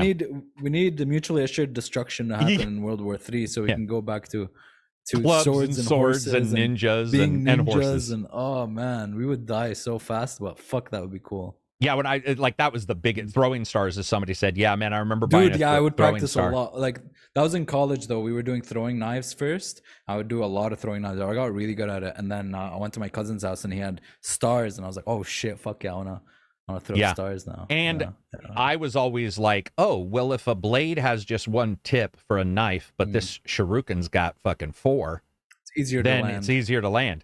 Then started learning throwing stars, and I was like, not so much, man. You can still bounce off a piece of wood. You got to sharpen that bitch. Bounce off. I'd buy the ones that were like in the back of a questionable white truck.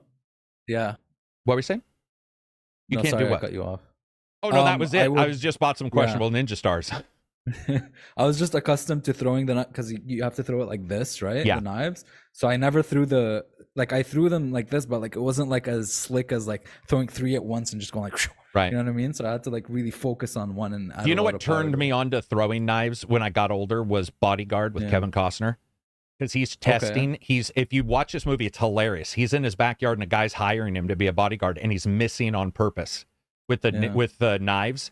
They're bouncing, and he's like, "Oh, you might want to move," and then it rebounds, almost hits the guy, and he's like, "Actually, move a little farther." And so you're going, "Is he? Right. Does he suck? Like, is he bad?" Yeah. And then right at the end, he's like, and you're all, "Oh no, he's actually really good." Like that was all, and I love that. Even as an older guy, when I saw Bodyguard, I was like, "Oh yeah, somebody ripping out the ninjas in a world of guns." And I think he even hits somebody with a knife in the hand. You know, like does the thing where it's like, "I'm gonna hit you throwing in." Yeah, I definitely grew up like a ninjas. See people in here saying that guys always grow up wanting to be knights or ninjas. I would agree. Yeah, but then you realize it's just the world as you grow up, you realize how much more boring and how much more boring it is the more you grow up and the more you find shit out.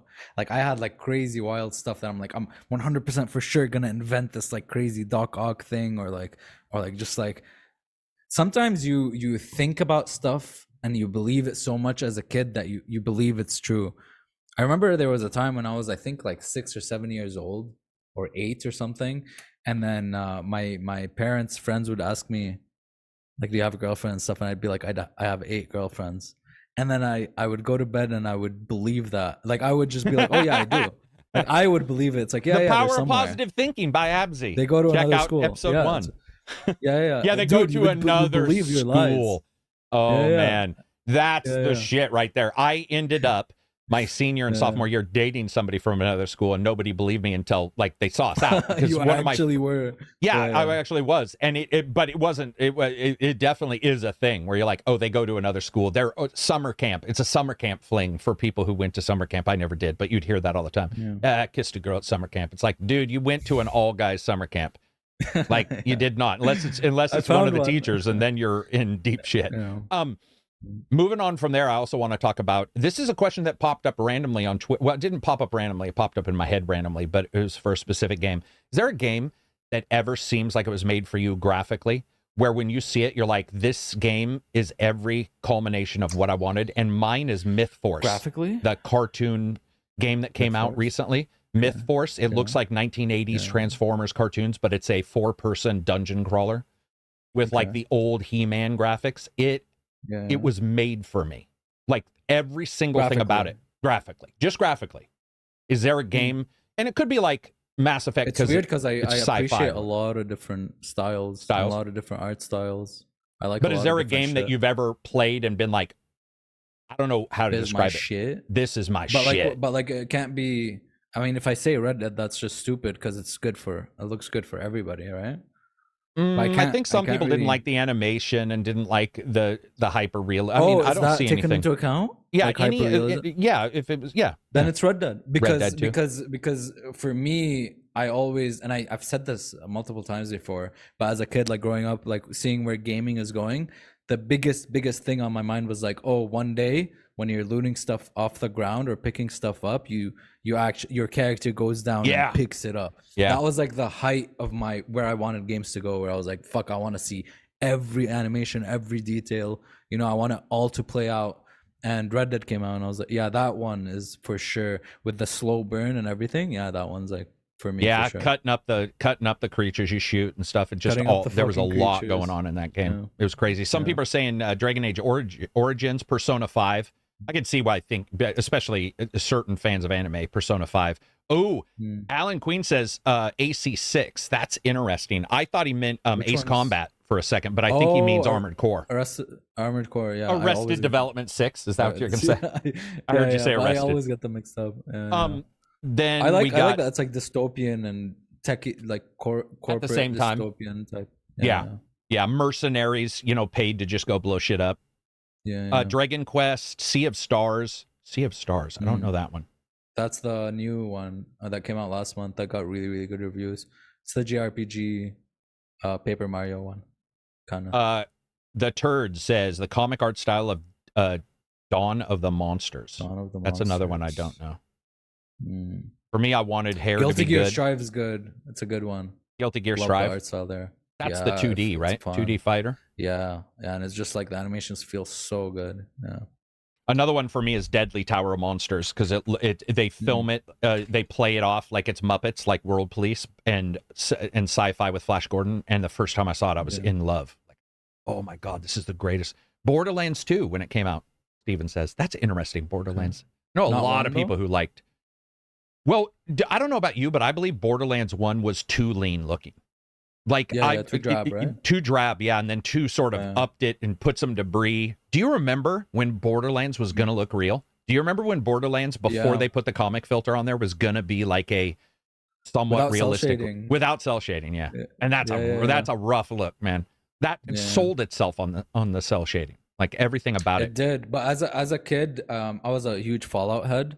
I wanted like anything resembling anything close to that because I was like huge into it after Fallout 3 came out. And I remember I really wanted Rage to be any. So I like, bought Rage 1, wanted it to be like Fallout, but it wasn't. And then I saw Borderlands. I was like, oh fuck, another post-apocalypse thing. But it was like too cartoony for me. I was like, fuck, man, I just want. I think Rage 1, before it came out, I think a lot of people probably felt that way about Rage 1. Yeah, there was a lot of people who were looking, and it looked cool. It looked like it was going to be. I mean, some loved it, some didn't. I had some issues with Rage 1 in the AI department, a couple other places, and some pop-in. But it's still, I like post-apocalyptic. I'm sort of a post-apocalyptic whore. I'm a fan. Yeah, I think it's because the personal power is really important in post-apocalyptic. It's like a person can be powerful. Oh, am I back? Am I back? Am I back? Am I here? Yeah, you're here. Oh, there we go. I hear it now. You turned into a robot just for a second. Am I fucking up or are you? I think I'm going across fine, but what I was going to say was okay? Maybe it's me. Can you hear me now? Sorry. Can you hear me now? Yes. Okay. Yes. Post-apocalyptic, human power is the most important in those. Because a person can become powerful by being smart and being scavenging, and I think that sort of appeals to me. Is that a person can be powerful? I wanted to go through something else I heard. I saw LinkedIn or something. Somebody was saying Mafia 4 might be a thing. Yeah, I saw that. I had issues with Mafia 3. I am still 100% behind a Mafia 4. Like I would love to see a Mafia 4. I've only played Mafia 1, but I loved it. And I already know some spoilers about Mafia 2, about how it ties into 1, which fuck me, I wish I never saw that. But I really want to play 2 and 3, at least if they announce 4, I definitely need to get to those. We'll jump back in. Beat them. I will tell you, personally, just knowing how you played third-person games, I actually think you would have no issue with 3. It's got some graphical things that'll never be fixed. It's got some actual real problems, but overall, 3 is still enjoyable. And it's got some great characters, at least in the first half of the game, that are really awesome. Like a Trevor, not Trevor, not as crazy as Trevor in GTA 5, but those kind of goofy, I know Joey Diaz is in 3 for a bit. Is he? Yeah. I didn't even know. I don't think I even knew who he was until well after 3 released. That's interesting. So yeah, I think you would enjoy it, just knowing the kind of games that you play and the storylines that go on, especially in that first half. It falls off. It's an odd game, but that first half is good. Steven says skip 3. It's terrible. No, you're wrong, dude. I played some terrible games for sure. Yeah, a lot of that. Yeah, I definitely didn't suggest getting it, but it's now, especially at a cheaper price. Drew says, having spent a month with Starfield, how do we feel this game ranks now compared to previous BGS games? Interesting. So compared, go for it. Sorry. I think it's an evolution in some ways and a devolution. De-evolution in other ways. Yeah, devolves. Yeah. I think a lot of people came into Bethesda with Skyrim, I feel like. And with Skyrim, it was much of an exploration game, much more of an exploration game than Oblivion, right? Oblivion was way more quest based and it had really, really strong quest lines and choices. And I feel like Starfield went back to that where I wanted it to go. I got where you. it had clear choices and role playing. It focused more on role playing and quest elements, but it's exploration in the sense of, hey, see that mountain, you can go there, and like that kind of seamless ish, just running around finding stuff. It doesn't have that, so I think it's more in line with like older Bethesda fans than it is with newer ones that came in with like Skyrim and shit. So I enjoy it. I think it's a huge step up from Fallout 4 because yeah, I value the RPG aspects and quest lines more so than exploration. Yeah, I would say without the rose tinted glasses, because all the games I've played of theirs have been pretty bad up front. I have a huge fly in here. The back door's open. I'm going to go shut it. I would say that Starfield, my personal belief is that Starfield's probably, like you said, in the middle of some of the other games. I think when you look at Skyrim, I liked Skyrim, but I don't like the lore at all. yeah. And I liked the lore. Sorry, I liked the lore with Starfield a lot. I liked the world. I liked the N+. I liked the Coalition. I liked all that stuff. So that drove me to play it. I liked the exploring and finding the points of interest and just running and jumping around. I think it'll take me longer than a month, though, to pare down what Oblivion, Skyrim, and Daggerfall were like day one and what they were offering at the time. I do think that its extended delivery means No Man's Sky and others are what it gets rated against, which day and date were totally different creatures. But No Man's Sky now has so much stuff. So it's hard to look at a Starfield and go, huh, you know, that this is an odd choice. But Shroud said something recently about Starfield. I saw in a clip that it rang true a little bit to a certain extent, where he was like, there's another variable to be taken into account when a lot of different people are having those opinions, and it's there's a lot of awesome shit, like awesome quest lines and stuff, but the game does not lead you there. You gotta go find them on your own. You gotta go find them. Yep. So if you don't, you know, so people can be playing the game very differently because there's some really cool shit there, but the game does not lead you to them naturally. You know what I mean? And it might be a game design issue, or it might be just they were like, fuck it, we want it to be like that, and just, you know, decided like this bold decision. If you're not into like that normal gameplay loop of what they have going on outside of those quests, that's another variable to take into account. I think that's fair because that reflects what I was thinking. I did not like Skyrim near as much day one as I did Starfield. Skyrim, I don't like the lore, so I don't care about who's the, you know, that I'm the chosen one or that this or that or what else. I hate it. I think it's terrible. I do not like Elder Scrolls lore. It's very boring, and I'm not a big fan of the races. The like the Khajiit and stuff are funny, and we have one-liners and memes. Like Khajiit has wares, but I don't really care about cat creatures. I'm just like, whatever. It is what it is. I'm not really sold on it. So to me, I think Starfield fits what I wanted more, just because it's like go out and fly around and do some shit. Where Daggerfall, which is before everybody's time but mine and a couple other people, Daggerfall is probably my favorite of all time. That was also a tech time where they were showing procedural generation and how it worked to create levels, even though they were burned in once they did it. They did that prior, and it was just awesome. But yeah, it's weird because, dude, I remember liking Skyrim, but the quests in Skyrim burned me to no end. I just did not care. Somebody's like, you know, go and find the blah, blah, blah, blah, blah. And I was, whatever. I just, you know, I just lit people on fire. Like, that was all I did.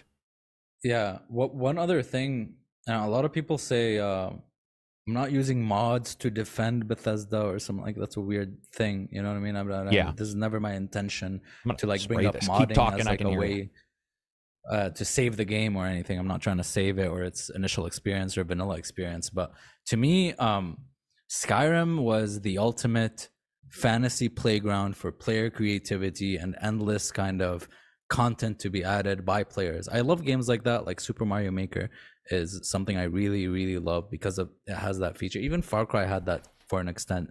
You know what I mean? I really, really like when players can make their own shit and just like push them into the game. Yeah. And Skyrim is the ultimate fantasy playground for that fantasy sandbox. Not only sandbox in the terms of inside the game, but sandbox in terms of like in the meta, right? Where people add their own content and they add on to the game and add to the game and add to the game. And I love that so much because it's just it's a win-win for everybody, really. You could say it might be not a huge win in the terms that like you might say that Bethesda maybe cuts corners because they rely on modders too much. I've heard that before, right? But with Starfield, we got the ultimate space version of that, the ultimate space sandbox playground. We've never had a space game like this before. Let's be real, okay? We've never had a space game where, even though it has its issues and loading screens and stuff, we didn't have like this huge galaxy that we explore and find NPCs and talk to them and stuff. So this is something new that I'm excited where, like going forward, I'm excited where it's gonna end up. Yeah, you know what I mean. And because combat is better in Starfield than No Man's Sky, I have a very hard time ever thinking I'll go back to No Man's Sky, because at some point I always try combat in No Man's Sky, and I'm like, God damn, this is terrible. So No Man's Sky's got the exploration, and it took a long time. It's got the seamless thing, but right? It's got the seamless part, easy seamless thing. But I enjoyed shooting and gathering guns much more, and as a gun porn kind of guy, I guess that's just for me a little bit more. But the cool thing is they all exist, so that if there is a problem with one of them, hopefully, like you said, mods will fix whatever somebody else's issue is. I would like to see the continual flying between planets. I would like to see super cruise activities. I think that's the most important thing. Super cruise. Someone already jerry-rigged a thing for that. I saw. Already. Well, sorry, I mean activities while you do it. So like an asteroid field. Yeah, because Freelancer is probably my favorite space game of all time, and that one had that. And dude, I would turn a podcast on and put my feet up and mine asteroids for like 7 hours. And I love. Felt so good. Everspace Oh yeah, Everspace. I know a lot of people like too. Turn it off. Thank you for the super chat. Turn T off. $5 super chat. Which fighting games come to mind from your childhoods? Virtual Fighter. Mortal Kombat, Tekken, Street Fighter. Damn, no Virtual Fighter? What the fuck's wrong with you? No, I'm just joking. I say it's probably the wrong age frame. Right? Yeah, maybe. I played it once on PC, but I was like a huge, like I grew up on the Mortal Kombat arcades, like the first one. I grew up on Street Fighter 2 on the SNES. That's and Tekken on the PS1. Yeah. I still remember going into that. It was a carnival, and they had the arcade. You know, you go in, and I remember hearing this game, and it just had the weirdest sound effects. Like go over, and you see Street Fighter 2 Turbo, and I was like, "What the fuck is this?" And E Honda, I've told you that before, but E Honda was there, and I was like, "Whoa, a sumo wrestler? That's rare." And he turned out to be wicked, at least in that version. I know they nerf and adjust shit for every Super Street Championship Ultra 3-color edition, but yeah, those were good times, man. But I think with fighting games also, it just depends on your age, because Virtual Fighter was a certain 3D time frame where they were finally doing 3D characters, and before that, when you play Mortal Kombat, it was digitalized FMV over the top of pixels, and it looked so interesting. It's like, whoa, this looks sort of real, and it had the shit 16-bit audio, you know, come over here. They'd have a subtitle so you could understand what the fuck it was saying. Those were good times, man. Pit Fighter? Did you ever do Pit Fighter? Which was... No, I haven't. Oh, dude, Pit Fighter is the same way. Like ancient. Go ahead. Sorry, I interrupted you. No, but like the thing is, I liked them for their content, like their extra stuff too. You know what I mean? I remember a lot of them had these modes where you could just like beat 'em up modes. Like, keep on going to the right and stuff. And one of the newer Tekkens had like a whole, like you play as Jin and it's like a third person, or like Mortal Kombat had all of those, and I loved those, like that content, man. And Virtual Fighter has nothing. None. And that is one bonus to a Mortal Kombat in the old days, in particular. 3 modes. You jump in and be like, days in particular, dude. Right? Yeah. It was so good to jump in and see that kind of stuff. Even Street Fighter, where you beat up the car, like it felt like, oh, there's something else going on. I don't know why we're beating up some poor schmuck's car. But $20 super chat, Nathaniel. Thank you again, guys, for the super chats. They help out tremendously, more than you know. Love listening to you guys. Very professional, but still reminds me of just shooting the shit.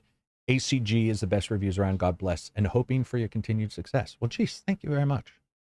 Don't think I'm the best, but I would say thank you for wishing me the best instead of other people being like, I hate you. Twitch Actually, loves it you, rarely I happens. realize that. Like Who does? Twitch chat. Oh, do they? Like, they see you as a god. Yeah. Whenever like a Uh-oh, I'm streamer gonna or let him something is talking down about quick. reviews or or seeing reviews or whatever, they're like, oh shit, ACG, damn, the GOAT, you know? I think a lot of people still do, especially with like buying the games and stuff, because regardless if other people try to downplay it, a lot of people don't have a lot of money. And so I do think that does buy me some, somebody might be like, oh, I don't like a joke, or I don't like that he cusses, but they're like, well, he's buying the game, which it's a big deal, especially now. Well, look at this month. Dude, imagine if you bought every big game this month. That would be like $300-$400. It would be ridiculous to buy every game. That's one reason why I love the like Mirage being on Uplay Connect or whatever it's called, Uplay Plus. Yeah. What is that? Uplay. Is that available? Is that only on PC, the Uplay Plus? Or is it available on... No, Xbox has Uplay Connect or Plus as well. Xbox has it? Yeah. Gotcha. 20 Czar super chat. Czar. Hey guys, love the podcast. To answer your question from last week, and he's answering it right now. Czar is South African currency. Question for this week. Is there a game that you've definitely sunk more hours into than any other game ever? Oh God. Any other game ever? Yes. What? Either World of Warcraft or League of Legends. World of Warcraft for you. It's got to be World of Warcraft, right? Even more than League. I don't know, because League, I was deeply addicted to League when I was in college. So that was from like second year. So that was like from like 2013 until like 2016 or 20 something, where I would like play it day and night a lot. I would like crash at my friend's couch, and but then World of Warcraft is just, dude, like you would just leave it on. It was just there. It was just go back home from school. You wake up early before school. You just like that's the thing you turn on. You don't play other games when you play that game, right? Yeah. So that's you know what I mean? And then Final Fantasy, I have like 2,000 hours. But other than those three, I don't think, I think I switch between 3 or 4 too. Because WoW, for a while, when I ran a guild, I had never done that before. It was fun to hit people and have them join. And this was prior to bots, saying, join, all the bot stuff. It was, you had to go out and ask people, like, or fight with them a couple times. And then the multiplayer on the version I played, I don't even know what version this was. It was so long ago. Probably, I don't know what it was, but I was good at the multiplayer, which was weird for me because I'm not good at multiplayer for MMOs, and I was good, so it felt good. It was like, oh wow, I'm number one in something, on a MMO, which was just not heard of at the time. I guess there weren't a ton of MMOs doing that. Like, wow, yeah, and before the new age MMO stuff, like back in the day, it was like a world you went into. It wasn't like a thing exactly. where you just went in and checked and did your stuff. It was like you go in, you talk to your friends there, you hang out places, you go fishing with your buddies, you walk through fucking Orgrimmar, Stormwind, and just like Orgrimmar was chill there. But now bomb. It's not like that anymore. No. They've cultivated the experience to a point where it's like it's very gamified. It's very gamified. Yeah. And they reduced a lot of shit you did in the world to like menu options. Yeah, I got to tell you, like the first time I ever heard there was such a thing as waiting for a party, I was so dead set against it. I'm like, what are you talking about? What? I was so anti everything I had grown up on. I'm used to it now because I have to be. It's where I've done that with some games where I'm like, this is the game now. It doesn't matter if I am mad about it. This is the game now, and if I don't adjust, then I just need to move on because bitching about it doesn't make any sense to anybody other than Dude, getting some Twitter followers. For me, it was the opposite because when they announced it, they were like, okay, we're gonna do LFG where you just press a button and we find like the people for you. In my head, I was like, whoa, I can get into dungeons. Like, easily. Right. Exactly. I'm on the low end of people who like bothered. They introduced it and it just changed the whole way you game. level. Yes, the world, like there was the no way you world anymore. interacted with people changed, man. It's almost like when you go virtual for purchases and you realize one day you haven't had money in your wallet for a while. And you're like, dude, I don't have any cash. If I get stuck somewhere, and some places won't accept cash, and now that changes the dynamic of everything. And Amazon, of course, buying everything on Amazon. ACG, I had to leave. Someone stole my package. I don't know what that means, but hopefully. Somebody stole your package? That sucks. I hear that a lot from people who get packages delivered to their front door. You see a lot of Twitter and shorts and stuff of people getting their packages stolen. Dude, I would completely roll somebody. If they were trying to steal my shit, I would chase that bitch down in a car. I got something stolen. I actually, no, that was so weird. I ordered cleaning supplies from Amazon once, and once I opened the door, the box wasn't there, but it said delivered, and I saw the picture. But then I went into the stairway, and my box was just torn apart. Yeah, all the stuff was there because they realized it's just cleaning supplies, and like they left everything there. So I had to like pick shit up from the stairs, and like, fucking what low denominator people. Dude, yeah, there's some bottom feeders. Revolver Time on Twitter says, do gamers like you, Absy, Johnny, and Silver think you are better at playing games than some of the well-known YouTubers out there, such as MK Ice and Fire and Radbrad? Is Radbrad considered good at games? I've never once believed that. That is funny. Nothing against him. I did not think that was a claim to fame. I definitely do not think I'm near as good as some of the people who are playing games all the time. When it comes to a wide variety of games, I think that I'm better than XQC. I know I'm better than XQC because he's bad. And Asmongold.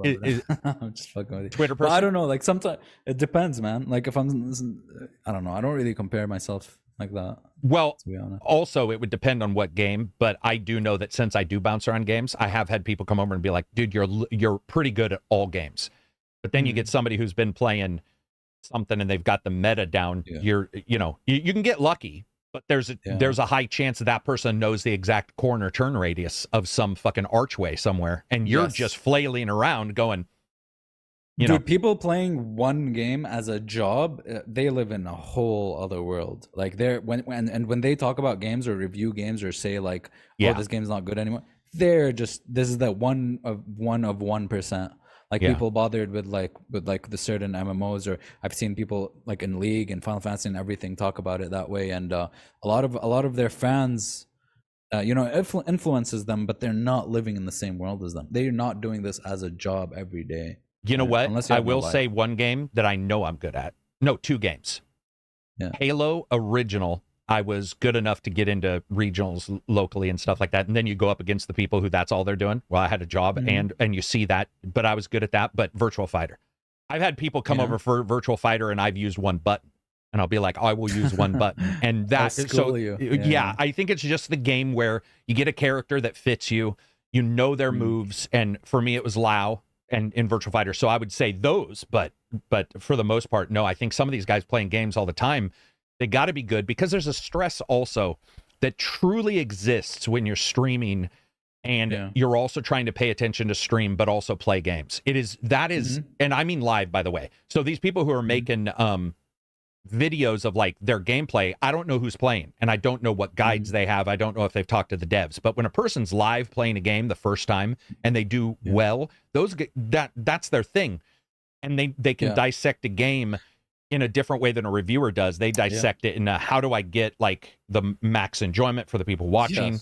How do I not die? Unless dying is their thing. I've had great streamers who were like, dying's my thing, man. I have no issue with dying. And I'm like, cool. I've watched Cool Carnage a couple times.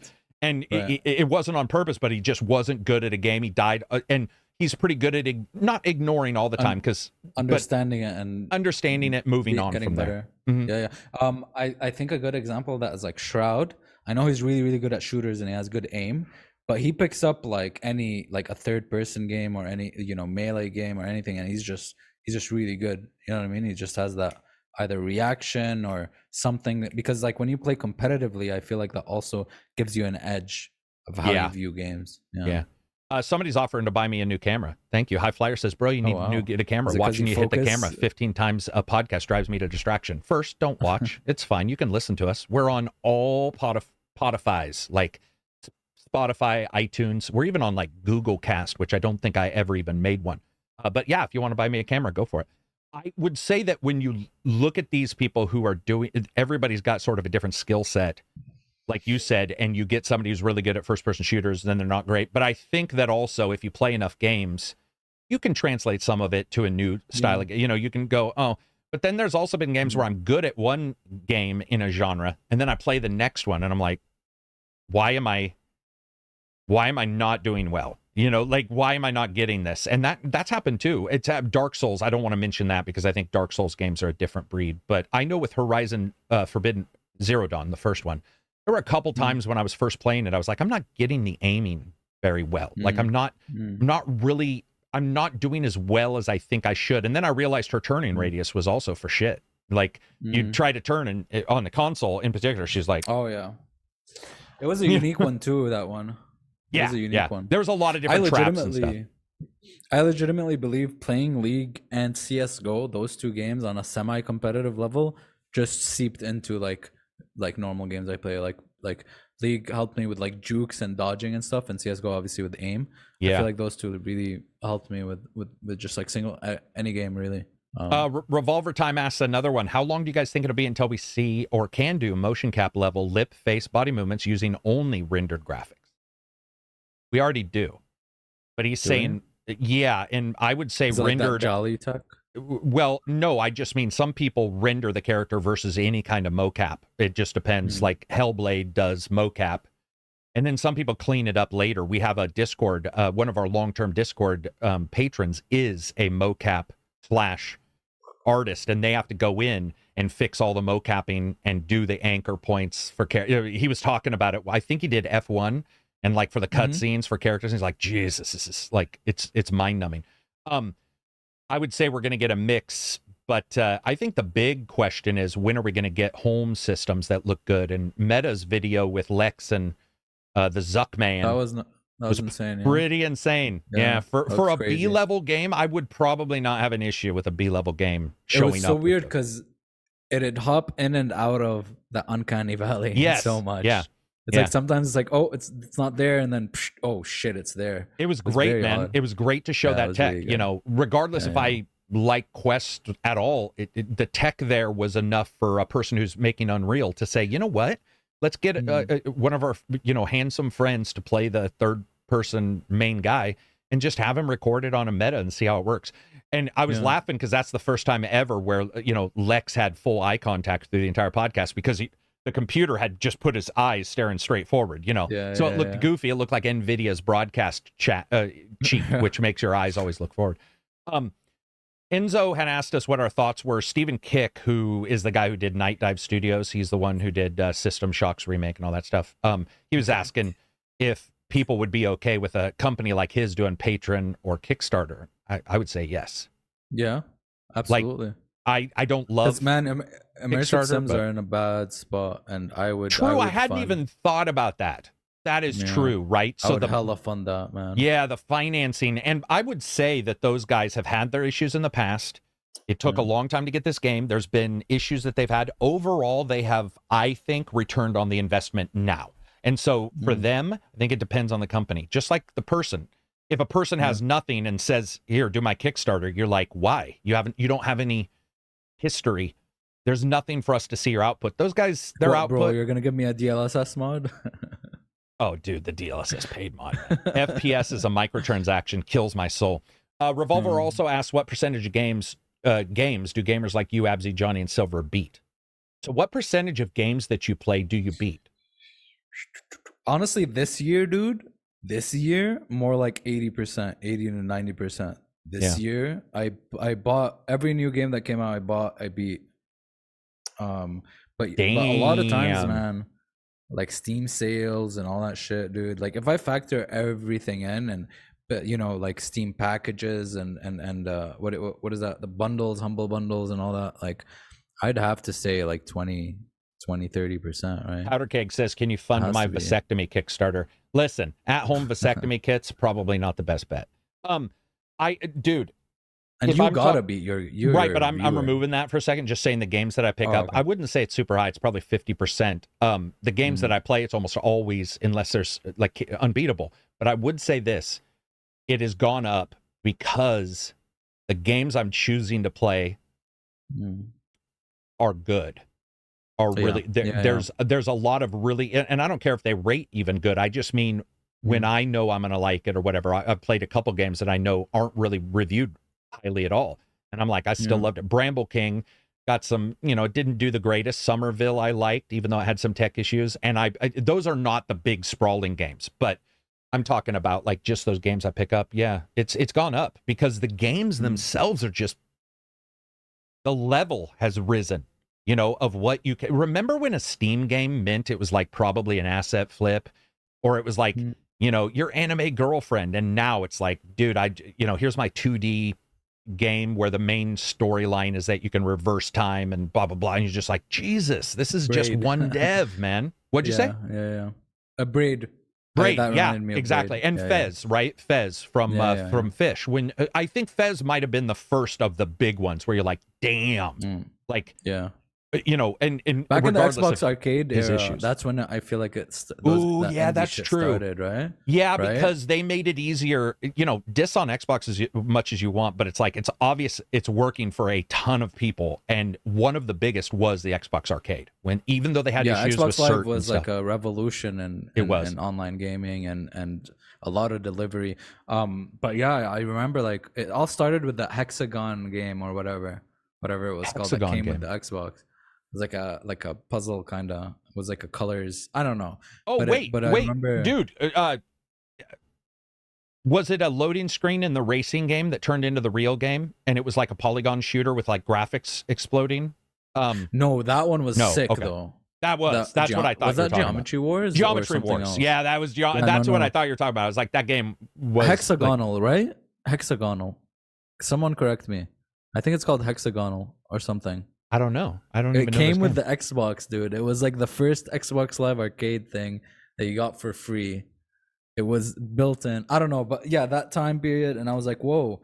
Like in my head, I was like, whoa. Like people are. Somebody's gonna say it, and we're all gonna be like, oh games. My God. I didn't know. Yeah, there's smaller games, cheaper games now that you could get online that are like those older games, and it was like very new to me. Like, oh, you can get 2D games now. Remember N Plus? Peggle? No, not Peggle. Not Peggle. Not Peggle. No. And Peggle. Do I remember what game? N Plus. Remember, like with you're like this little guy. That fucking shit, man. That's where it started for me. Where I was like, damn, like indie shit is cool. Let me see. Hexagonal. While you're doing that, I'm gonna look at some super chats again. Super chats help huge, especially because I screwed up and released 2 reviews in the same day, so that's not gonna help those. SBZ $5. Hexic. Oh, Hexic. Dude, you were right HD. On everything you said, by the way. But that is the game. That is the game. You're right on the hexagonal stuff. Hexic is, $5 super chat from SBZ. Talking about meta, looks like we're trying to resurrect smart glasses with Ray-Ban thoughts. So I have 4 of the smart glasses. I will say Nreal did an update that is pretty fantastic. So I do want to point this out. G Cloud did not have see out, meaning you couldn't hook up glasses to the G Cloud without going through adapters and all this weird shit or screen mirroring, and they added it yesterday.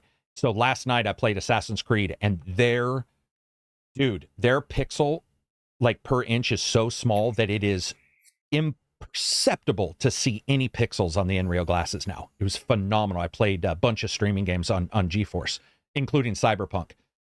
Amazing. There's still a tight FOV, and Nreal has an issue where they don't allow you to lock the view unless you buy their shit terrible. By the way, I'm not talking out my ass. Go to Reddit and look. It is the worst hardware I think I've ever seen. It's called Beam. It just doesn't work. 90% of the people, it doesn't work. And it's the only you can lock the screen? So you can lock the screen, because I got to tell you, without locking the screen, you got to sit so still, Abzy, or you will puke everywhere. And it's like when I play, even my wife getting into bed, because we have one of those fancy air mattress ones where each person can pump up their side, she moves and I'm like, oh God, it's terrifyingly bad. So the new ones that don't lock the screen, I would warn people away from. However, we're starting to get new ones, Ventru or some weird one. There's a couple others that are coming out that are going to do screen locking, so you can sort of just say, here it is, I can move and it stays in place. When that happens, I will be able to suggest them. Right now, they also deliver OLED is the ones I have. So it's perfect blacks. It's like super bright whites. It's like all the perfect color spectrums. Micro LED also works well for that. They're very good, but they're too expensive for not being able to lock into place. It's just ridiculous. It needs to be fixed. Jeff B Gaming, $2 super chat. 2023 is the best year in gaming ever? ? I think so. I think not in like revolutionary. Yeah, and ignoring the layoffs. We're talking about the games being delivered. Yeah. Games alone, I think it has been. Yeah, probably. I would rate it the best, as in the most like big games coming up, like the High we got quality the next, big games. Yeah, the high quality big games that only come out once every 6 years, once every 8 years. We got the next Final Fantasy, we got the next Zelda, the next Bethesda game. Fucking Baldur's Gate 3 when 2 and 1 were like so. Yeah. We got a lot of huge like important IPs coming out this year that I think I would all at once that I think I would justify it as the best year. You know, there's nothing really revolutionary in it like it wasn't back in like what 98 and stuff like that. But there was the BioWare Blizzard Bazaar for Xbox for Mass Effect, Gotham Racer, and one of the Halos, I think. That one was an amazing year, but it was just them. And this is just everybody. Everybody. It's ridiculous how many good games there are. And we still have 3 months, 2 months, 2. What are we in? October? 3 months. Almost 3 months. Yeah. Do we have like crazy shit? And I know in December we were getting December's Warhammer got 1 or 2. 40K. It's a little Rogue Trader, right? Yeah. Yeah, and November we got it's a smaller game, but we got the one we're excited for, the Disco Elysium Fallout game. I forgot what it was called, but it looks fucking sick. I don't know what else is coming out in November. All I know is October has a lot of games. It's really weird though, because November used to be the month, right? And now it feels like it shifted to like February, and even in the summertime is usually such a dead couple months. But this year in June, I mean, we had like what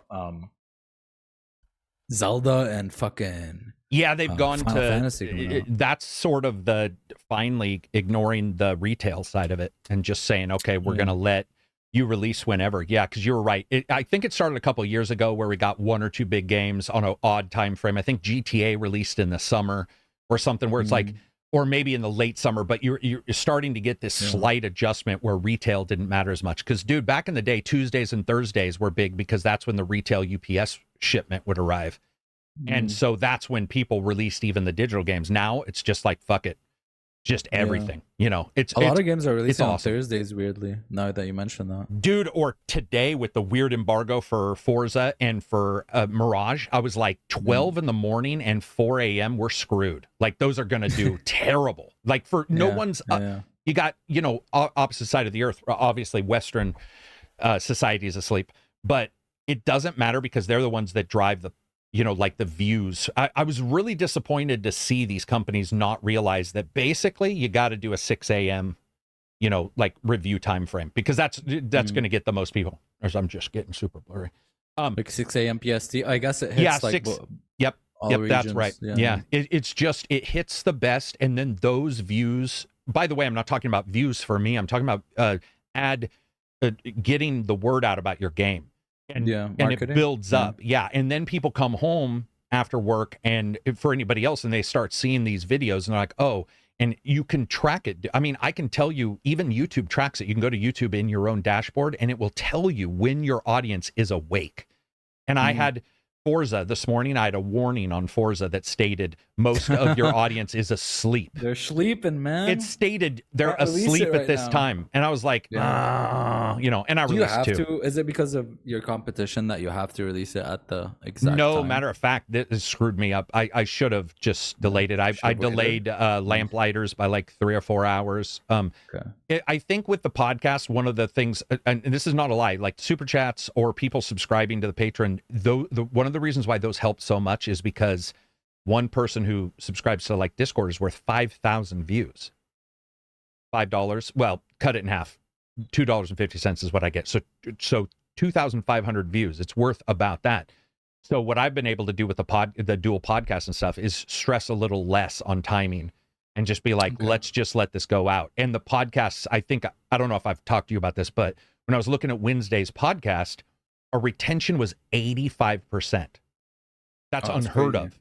That's for a 4-hour podcast. It's like, what the hell? And both of them, neither was more than the other. It was like they were both maxed out, and reviews don't even, you're lucky if you're people consider retention for like a YouTube video good at 30 or 40 minutes, 30 or 40%. And if you're a reviewer where the score is at the end, it can be even less because people will skip. Yeah. So I've been able to sort of ignore, especially nowadays, where the content has shifted wildly into more short form, right? Way more short form than before. Remember when it was at like the 3 minute, 4 minute mark, and then it went up to like the 10 minute. 10 It minute went up was to like 10 the minute. thing. Yep. Yeah. I And then will it went up s- and went up, and now it's back down to like 59 seconds. Bitch. It's down. It's down low, and I can tell you right now, man. One thing that, for example, I notice. I'm just gonna, brutally honest, but there's a massive number of true 100% triple X porn stars doing shorts, and Yeah. there's one that I didn't know she was a porn star, but I was like, these are the raciest short videos I've ever seen in my life. Why am I getting them? Because I don't use YouTube for that anyway. YouTube is almost 99% games and listening to some hard rock in the middle of the night, right? Like there's no, why am I getting these shorts? It's all obviously algorithm seems they're popular. But I was starting to see these ones, Abzy, that are like the hint of sex is so high that it is porn, but it's not because they don't show it, but they and that is definitely driving the algorithm. They do that on TikTok a lot. Do they see? I don't check much on TikTok, but I got to tell you, the stuff I just saw last night on Shorts, I was like, man, I'd be afraid of having this audible in a room with like somebody because they would think that's exactly what it is. That adjusts because they're so popular, they do eat up. There's nothing you can do about it. It's just sign of the times where now it's like cool to have an OnlyFans or what have you. There is like something about shorts though, where I'm just scrolling and stuff, and I see those ones that get a lot of views, but I get a lot that have like no view, like they just push. Yeah, them. I do too. Like it's really good for small YouTubers. Exactly, and there are. I want to say, sometimes I'll see a short, trying to think of what it would be. It's almost never games, but it's like somebody's shooting a gun and they're saying like, here's the top 5, ammo to use for this gun or something. And, I'll be like, oh, well, that'll be interesting to watch. It's 30 seconds, what have you. But what I've found is it's almost never my interests that pop up in my shorts. I almost never see game stuff unless it's negative. Here's 7 reasons why Bethesda lied and Todd Howard needs to be hung out in the woods. And you're just like, Jesus, seriously? So I never watch those. I skip those. But a lot of times it's not games or music or anything I like. It's like guns shows up a lot. Puppy stuff, cats, like my algorithm shows me shit that I usually watch. Weird. Oh, does it? Dude, I feel like, yeah. Wow. But I feel like mine doesn't. Dude, I don't know, but from my experience, let's say the set is like 2,000 shorts. I feel like the market's doing its job on YouTube, man, because like those shorts that I see that only have like 6 likes and very low views, they're not good, man. They're not good at all. And all the other ones are really good. So I feel like, okay, if you put out good content, I feel like you're gonna get a lot of views, man. That's my experience. Or you just have a higher chance of getting a lot of views. I guess so, because in my experience, them, yeah, all the low view ones are not good at all, actually. Yeah. Dude, I completely screwed up. I had somebody make a short of me and you talking about boss battles, and I uploaded it, and YouTube refused to use it as a short and made it an actual video. It's only a minute, right? And I'm like, oh, Sweet. Here we go. People are going to bitch. And instead, here's what I noticed. People are so accustomed to shorts that no one bitched. It didn't get a bunch of down votes, which normally a normal video that's short would.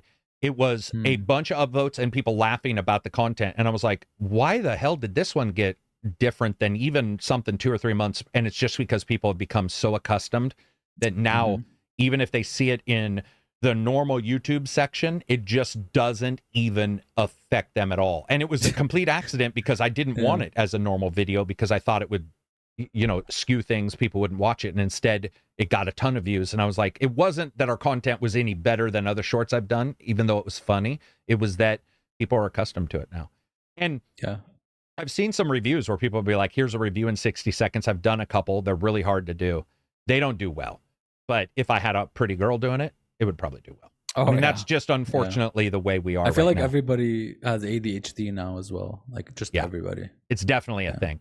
Pool asks, does the playable character of a game affect your experience? Basim was written to make us hate him in Valhalla. Now I don't want to play Mirage because I don't want to play as that character. Who, Basim? Yeah. I don't remember hating him in Valhalla. No, I liked him. I liked his voice and shit. Yeah. Plus he's Arab, so I'm like, I got. But does the playable character? I would say no. I would say that it's the world more than anything. Because I didn't particularly love Aloy at all. Oh, I did not like Aloy. Yeah, at all. she was Oof. there was a lot of weird Oh, stuff that man. was going on there that I was just like, this character is just not So even that cool. pretentious too. Very God damn. pretentious. Especially in the second one. Holy fuck. Yeah, I thought I don't. I'll play. Yeah, no, it doesn't. I mean, Plus Assassin's Creed, delivered if good. there's one thing they got really well is the settings. It's the They world do, and the dude. settings. They know their world porn really well. They know how to make a Yeah. world like at the very least interesting to explore and look at, even if you don't like Yeah. the Czech. Even Valhalla, which I had some issues with, still really overall. London I was like, dope. damn, yeah. What else do we got here? That's that for those. I want to make sure I get through everybody's questions real quick.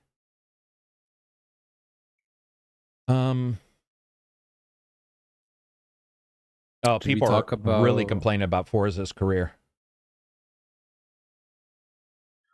Oh shit, really? Yeah. Did you see the RTX 3060 is now the most common GPU on Oh Steam? yeah. So let's talk about that. So Steam. So Yeah. this is the Steam. What do you call it? The Steam survey, right? And Yep. 1660 Ti is no longer the thing. woo, and it's 3060. Yeah, 3060 followed by 1650 and then 2060 and then 1060 and then 3060, 3060, 3070, 1050, 3050, 1660. Do you think that Cyberpunk, Starfield, and some of these big games this year pushed the movement to get better cards? Maybe, but the 3060, dude, I don't know. Is it? Well, it's a better not card than the last Steam. It's better than for it. 1650. Yeah. for sure. Yeah. But I feel like for Cyberpunk, I mean, so that's a demanding ass fucking. and Yeah, Starfield, true. but, Yeah, yeah. I mean, Starfield is more, I think, hits the SSD more than it even does really the video and card. CPU. Yeah. That's interesting, though. Like, it's so nice to see. I've talked about that. I like that we've jumped up. I love stats. Okay, I like stats too, but I like that we've jumped up and finally we're looking at it and saying, listen, dude. you're going to have to upgrade your shit. Yeah, I'm glad the market dude, slowly everyone's gonna have like a card that does those new features, not only ray tracing but DLSS and stuff. And if we can see more, native builds and shit with that stuff, that would be cool, dude. Okay, I know the reason, dude, ray tracing I think is I just don't I don't care about it anymore. But there's one game which is Metro Exodus Enhanced, and they released a version of it where it was just native RT, like no baked lighting at all, and it just ran so well and looked so good. So maybe that's the juice, is like just make it fully RT with no option for normal lighting. Oh, no option for that's the normal juice? lighting. Yeah, that might, where somehow they're going in there and they're making it just sing. Because I personally believe that Cyberpunk, while I like the look of the game, is very artistically a certain look. It's art.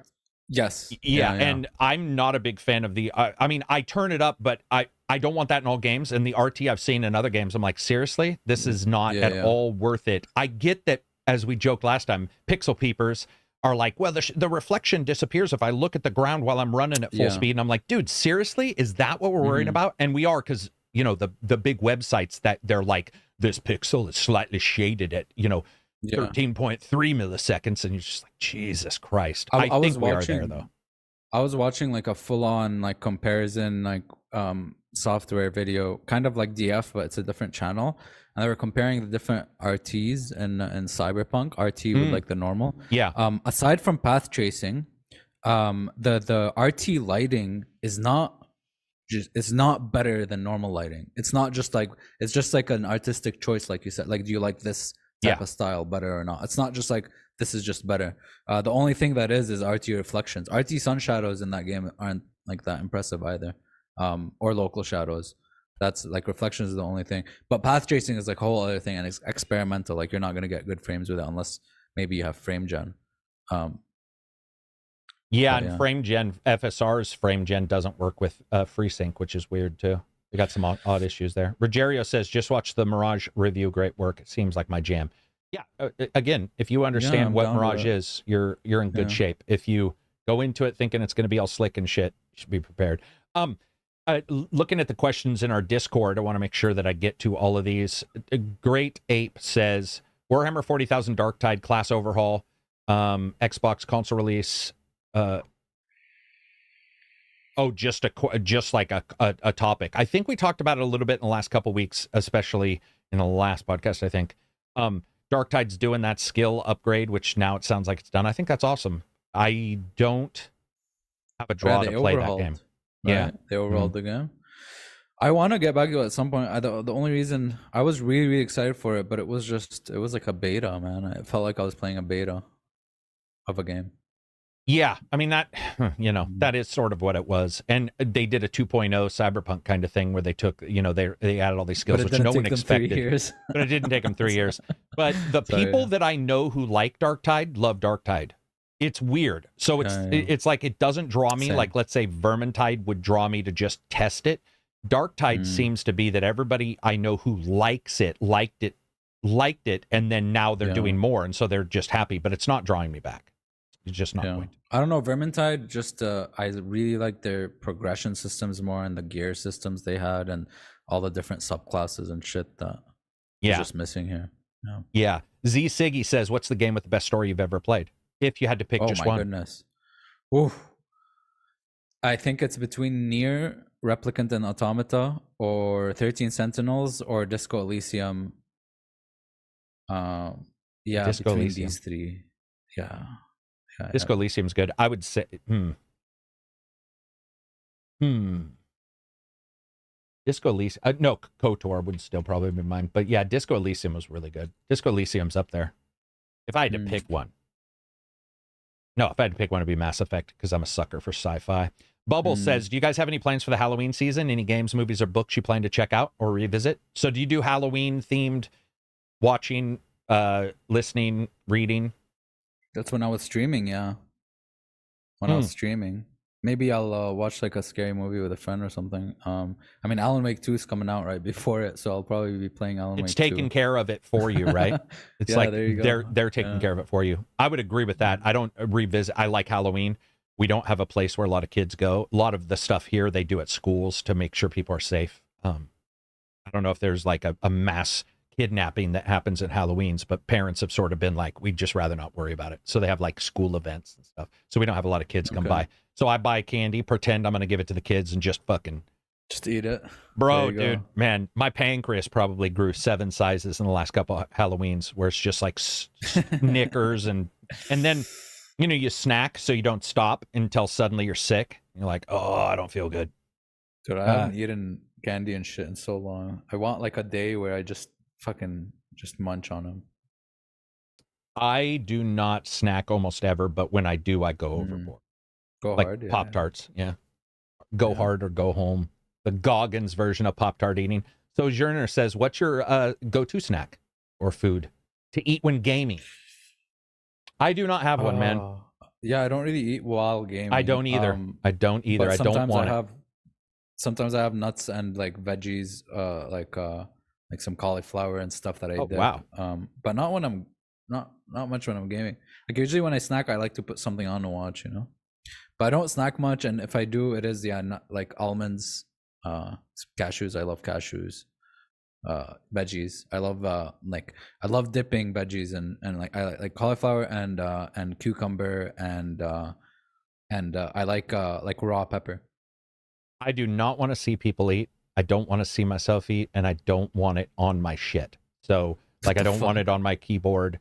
I don't want it on my gamepad. No, sorry, I don't want it. I'm not saying I don't look at my poop. So when we do board games, I a lot of times like people to not touch my shit when they're eating food, because you'll have somebody, pass you a card that's all greasy. You'd be like, dude, that's disgusting. So I don't. I would Cheetos and then dude, Doritos and Cheetos. Dude. We used to do that when we were younger. We were young, and you'd get in a fight with like my cousin's PS2 and shit, and I did that, and it's like, oh, what the fuck? It's all oily now. I remember we were eating powdered cheese popcorn with the powder on it, and Cadiz dropped my controller, and we saw a puff of powder come out of the buttons. And I was like, that's it. That might have been my point, where like we were passing the controller, and it was like, this fine dust of cheese powder. And I was like, we're done, man. We're done. It's never happening again. Disgusting. Yeah, but when you're younger, you pass the controller, somebody has sweaty hands or somebody has, Cheeto finger, and you notice your A button is discolored orange. It's like, I'm done with that. When I'm just like you. If I'm playing a video game and it's snack time, the video game's paused, a show is on, and I'm eating while I watch the show, and then I turn the show off and go back to the game. I'm not a fan of that. Man, I that's I like disgusting. sometimes I use eating as an excuse to watch something, you know. I just Absolutely. Yeah, and yeah. they go hand in hand. Like my wife is a social eater, so if she goes out, I'm very much the opposite. So if I go out to dinner Yeah. with people, I'm usually very conscious of what I'm getting. It's usually not a lot, probably because of the beard too. Yeah. You know, you don't want to look like a Yeah, yeah. fucking heathen. Plus, But I just she always eats a prefer bunch. watching something when I eat. Like I'm much more of a E- alone eater than Passive like a alone. Yeah, communal. yeah. I want to eat alone in my boxers, feel Yeah. fat, and not be uncomfortable. I'm just joking. It's not that bad. But yeah, I do. I totally get that where it feels comfortable. Also, eating, I don't want to see somebody masticate in front of me, man. Like, I don't want to. And then when I eat, I grew up, my dad he taught us, you know, the different forks, different spoons, napkin in your lap. He was wanted to make sure the kids didn't look like idiots and didn't represent the family in a poor way, which I love, by the way. But then I have a lot of friends and I see him eat and I'm like, dude, seriously? Like, you could breathe a little, you know, like, and he's just like, oh my God. Oh, So there's a lot I of like shit I to hate. do it on my own, you know? Yeah, there's a lot of I hate the slurping and shit. I hate the that, and Oh, yeah. I hate when Self-satisfied. people yeah, or when people eat and go like you know, Yeah. so good. I don't like that. I don't Whoa. like Yeah, that's just disgusting to me. But everybody, it. each to their own. But that does go towards like my mouse and keyboard. I keep clean. And Yeah. I worked tech prior to this job, or managed a tech team, and they would tell me stories about keyboards being dirty, you know, and you get that gag reflex where you're like, oh. You know, I remember this one guy, he had like 50 brand new keyboards, and it's because every time somebody said, come work on my computer, he would just grab a new keyboard and plug it in. He didn't want to touch their, you know, where Okay. they were eating lunch and noodles are dropped down in there and nasty shit like that. Yeah. This person says that they're a comic. This is Powder Keg. He says, being a comic book collector, I wash my hands before everything. I get that, man. I definitely think that if you have a side pastime love, you start watching out for other things you never thought of. For example, me and board games. Dude, I remember one time shuffling a card game and it was obvious somebody had greasy fingers because one of the cards wouldn't shuffle right. And it was so gross. It was like jam or something, you know? Nasty. Yeah, you're shuffling like some Arkham cards and one investigator keeps peeking out because there's like jam and seeds in it. Ugh. Yeah. Also, we wanted to talk a little bit about canceled hyenas. Did you see that now they're saying there was a leak on YouTube about hyenas, the Sega game, but also a developer backed it up and stated it was Sega's biggest budget game ever. The one that got I canceled. saw that. What the why? I don't know. What made it? It's out of all their games, dude. Really? Yeah, and it sounded like they were going one way, and then it was one of those times where somebody came in and was like the consultant, and at this time I believe it was Neil Blomkamp or whatever, the director, and he came in and then directed them a different way, and so they switched, which probably is why some of the expenses popped up. But you know what's so funny though? I looked at it when I first looked at it. In my head, I was like, "Oh shit, Lawbreakers! It's gonna come out and it's gonna die. It's another Lawbreaker." But it died before it even came out. So yeah, god damn. Do you think that's also the service game like reflux, like all of this stuff where people are looking at these games and now there's almost a negative connotation at all, even if they don't have micros? I really want to see. I want to see more devs, more AAA devs, kind of do extraction shooters and shit. I see like what they can deliver. Yeah, I want to see where it can go. We haven't had like a AAA extraction shooter yet. I think Division's coming out with one, and what's the other one? A Marathon. Where I'm excited to see where it's going. Yeah, that'll be cool. So that's Bungie too, right? Yeah, that is Bungie. Yeah, and Dark and Darker was a thing, and there's like a whole fucking. I don't know how you even get the game now. Is it? Do you still pirate it? I don't know. There's one that came out, dude. Like it's still playtesting and shit, but it's a fucking copy. It's a copy of Dark and Darker. It's on Steam. Oh, is it? It's literally the same game. Like it's gray and grayer. Yep.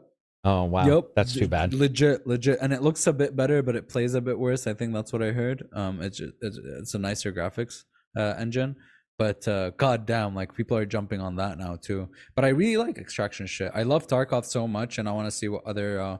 The only other one I tried is is that free one on Steam that got discontinued. Well, and and it you had and I stupid did ideas the in it. one that I sort of liked, which was the dinosaurs for a little while, and you would send the supplies up into space on the. That one was like it was like kind of like a Left 4 Dead open world hybrid type shit. Yeah, true. It might not have It was been like a the PvE kind. might have been the full. It might not have been the full extraction style game. Yeah, I don't mind them. I guess the Crytek one is similar, right? It's kind of an extraction shooter. It is an extraction Hunt shooter. Showdown.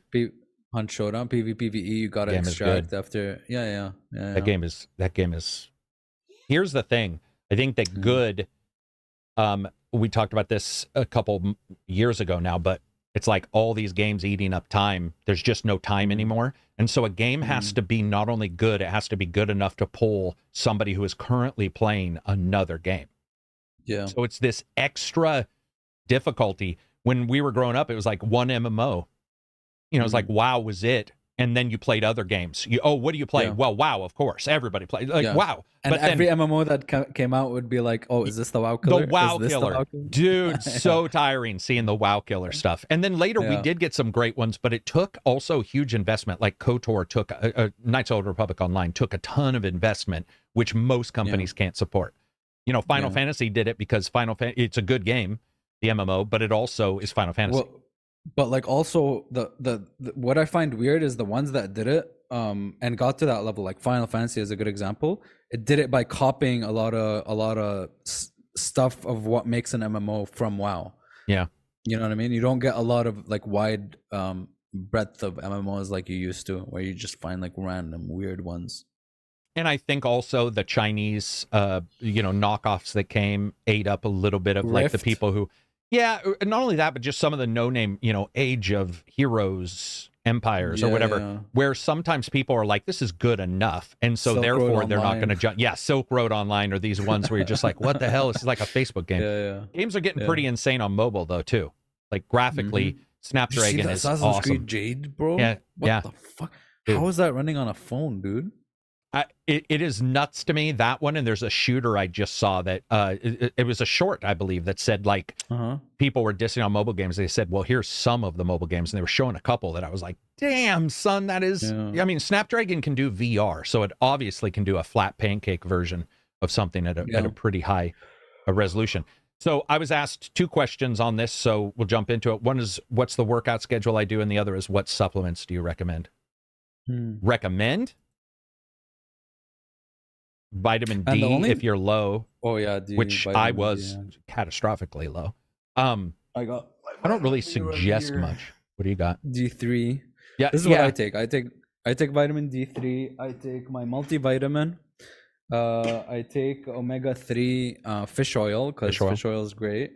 Creatine because it's like the only thing that was like tested a lot and shit like that, and they found it. And I take ashwagandha, which helps me deal with stress a lot, and I enjoy. Oh, and magnesium because I'm on keto and I need electrolytes. So Huber, the Hube man, who's doing all the physical, YouTube shorts, is on Joe Rogan all the time. I think he's got the #1 damn podcast in the world right now. But he did suggest one that's worked because I have really bad restless leg, and there's a magnesium supplement that he suggested, and it does seem to make restless leg a little better. Restless leg is ridiculously terrible. So like I'll take anything to get rid of that. And it seems to make a little bit better. I don't really suggest supplements. I mean, unless I'm trying to think of even what I would suggest. If you're low in something, get your blood tested first, I would say. Oh yeah. Blood tests are awesome. Like, dude, when the first time I had a blood test, it's not like, oh, you're in deep shit, here's why you do the test. It's more like a good baseline is great for 5 years later. And like PSE for guys, which is your prostate stuff, like, especially because that runs in my family horrendously. So it's like, you probably should test that at a younger age. So getting those tests are great because even if you do it once and then 5 years later, you still got those numbers and you can go, shit's gone dramatically downhill. The only thing that ever was screwed up on me was the testosterone, but I know why that was low. And so, on replacement, TRT? I've been on TRT for 10 years, 8 years, the moment, because I knew something was up. And then when I went to the doctor, he's like, it's 18, dude. How'd you know, like what drove you to? For my version of tired, not everybody else's version. I want to make sure that's clear. I noticed I was tired. No one else would have thought I was tired. But I noticed that it was like I was tired. a lot. And so when I was in the doctor randomly, I was like, well, can we test for these? And when we tested, he's like, Jesus, it's like a 90-year-old woman. It's ruined. Yeah. And it's most likely just from getting, struck in the balls consistently when I was younger, and a couple injuries and then cancer. So it's like I just assumed it might be low, but it never that low. And so that was a huge, bonus overall, I think. But I don't really suggest stuff because I think everybody's different. You should go get tested and see what, and then I had to switch doctors too. That's a big one, man. You'll hear that a lot where people will be like, my doctor says no. And I agree. Nothing wrong with the doctor saying this probably isn't the best. But I went to a second doctor who was like, wait, what? Like, it's not that we want to make you ripped. It's just that your numbers are so low, you notice something is bad. And vitamin D was one that I was low on, even though I go outside. It was just low. It's just like a family thing where it's low. So take a supplement of that. But yeah, I don't really believe in some supplements. I do, but I think it's also I train pretty hard, but not like powerlifting anymore. And powerlifting's the one where I think like creatine might come up. Things that, give you a little extra water weight to, absorb some pain on the joints, absorb some weight on the joints, that kind of stuff. Like cognitive shit, I hear. But you never. It's the only one. It is one of. Yeah, it's one of the only ones that's tested. Yeah, like the other ones, man. Like I used to take carnitine, BCAAs, I got glutamine, and I had all that shit, and it just wasn't. Wasn't tested that much. I think Creatine health. was like the only... Yeah, I think like health it's so unique. That's why I don't like when people say, oh, studies show that, if you get less than 6 hours, you're going to die, whatever, 6 hours sleeping. It's just like, oh, for fuck's sakes. Like people who are smoking and drinking get 8 hours. Somebody who doesn't smoke and drink gets 6.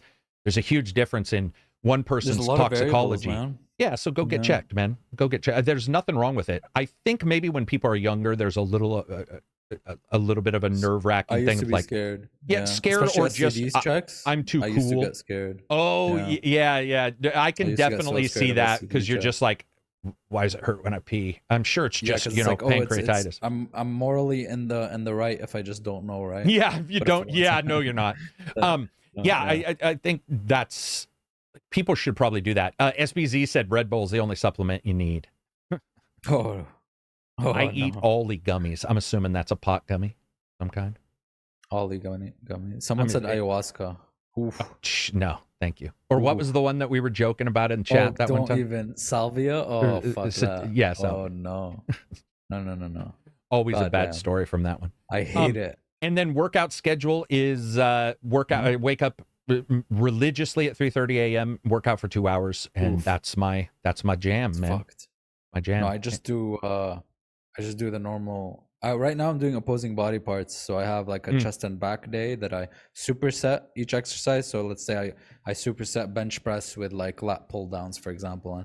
And then I do my arms, which is bicep with tricep, and then legs alone, and then shoulders alone. So that's 4 days. I will say this too: if you're a streamer or YouTuber, dude, I've noticed some streamers, YouTubers, whether it be like Let's Play reviewers, whatever, you'll see old pictures and they will have gained a bunch of weight because they're sitting. And so like that's the one thing that I'm religious on, because it's just like, dude, it's so easy. I've lost weight. Standing desk. And standing desks I think are good. It just depends, you're sitting a lot because you're it just depends on the job, but it isn't great for you. So it's like, that's one thing I do notice is that a lot of people, like, you'll start to look at them and you'll be like, it's so easy to eat when you're, let's say, playing a game. I think my phobias, or not phobias, but my desire to not see people eat, my desire to not eat while I game helps me.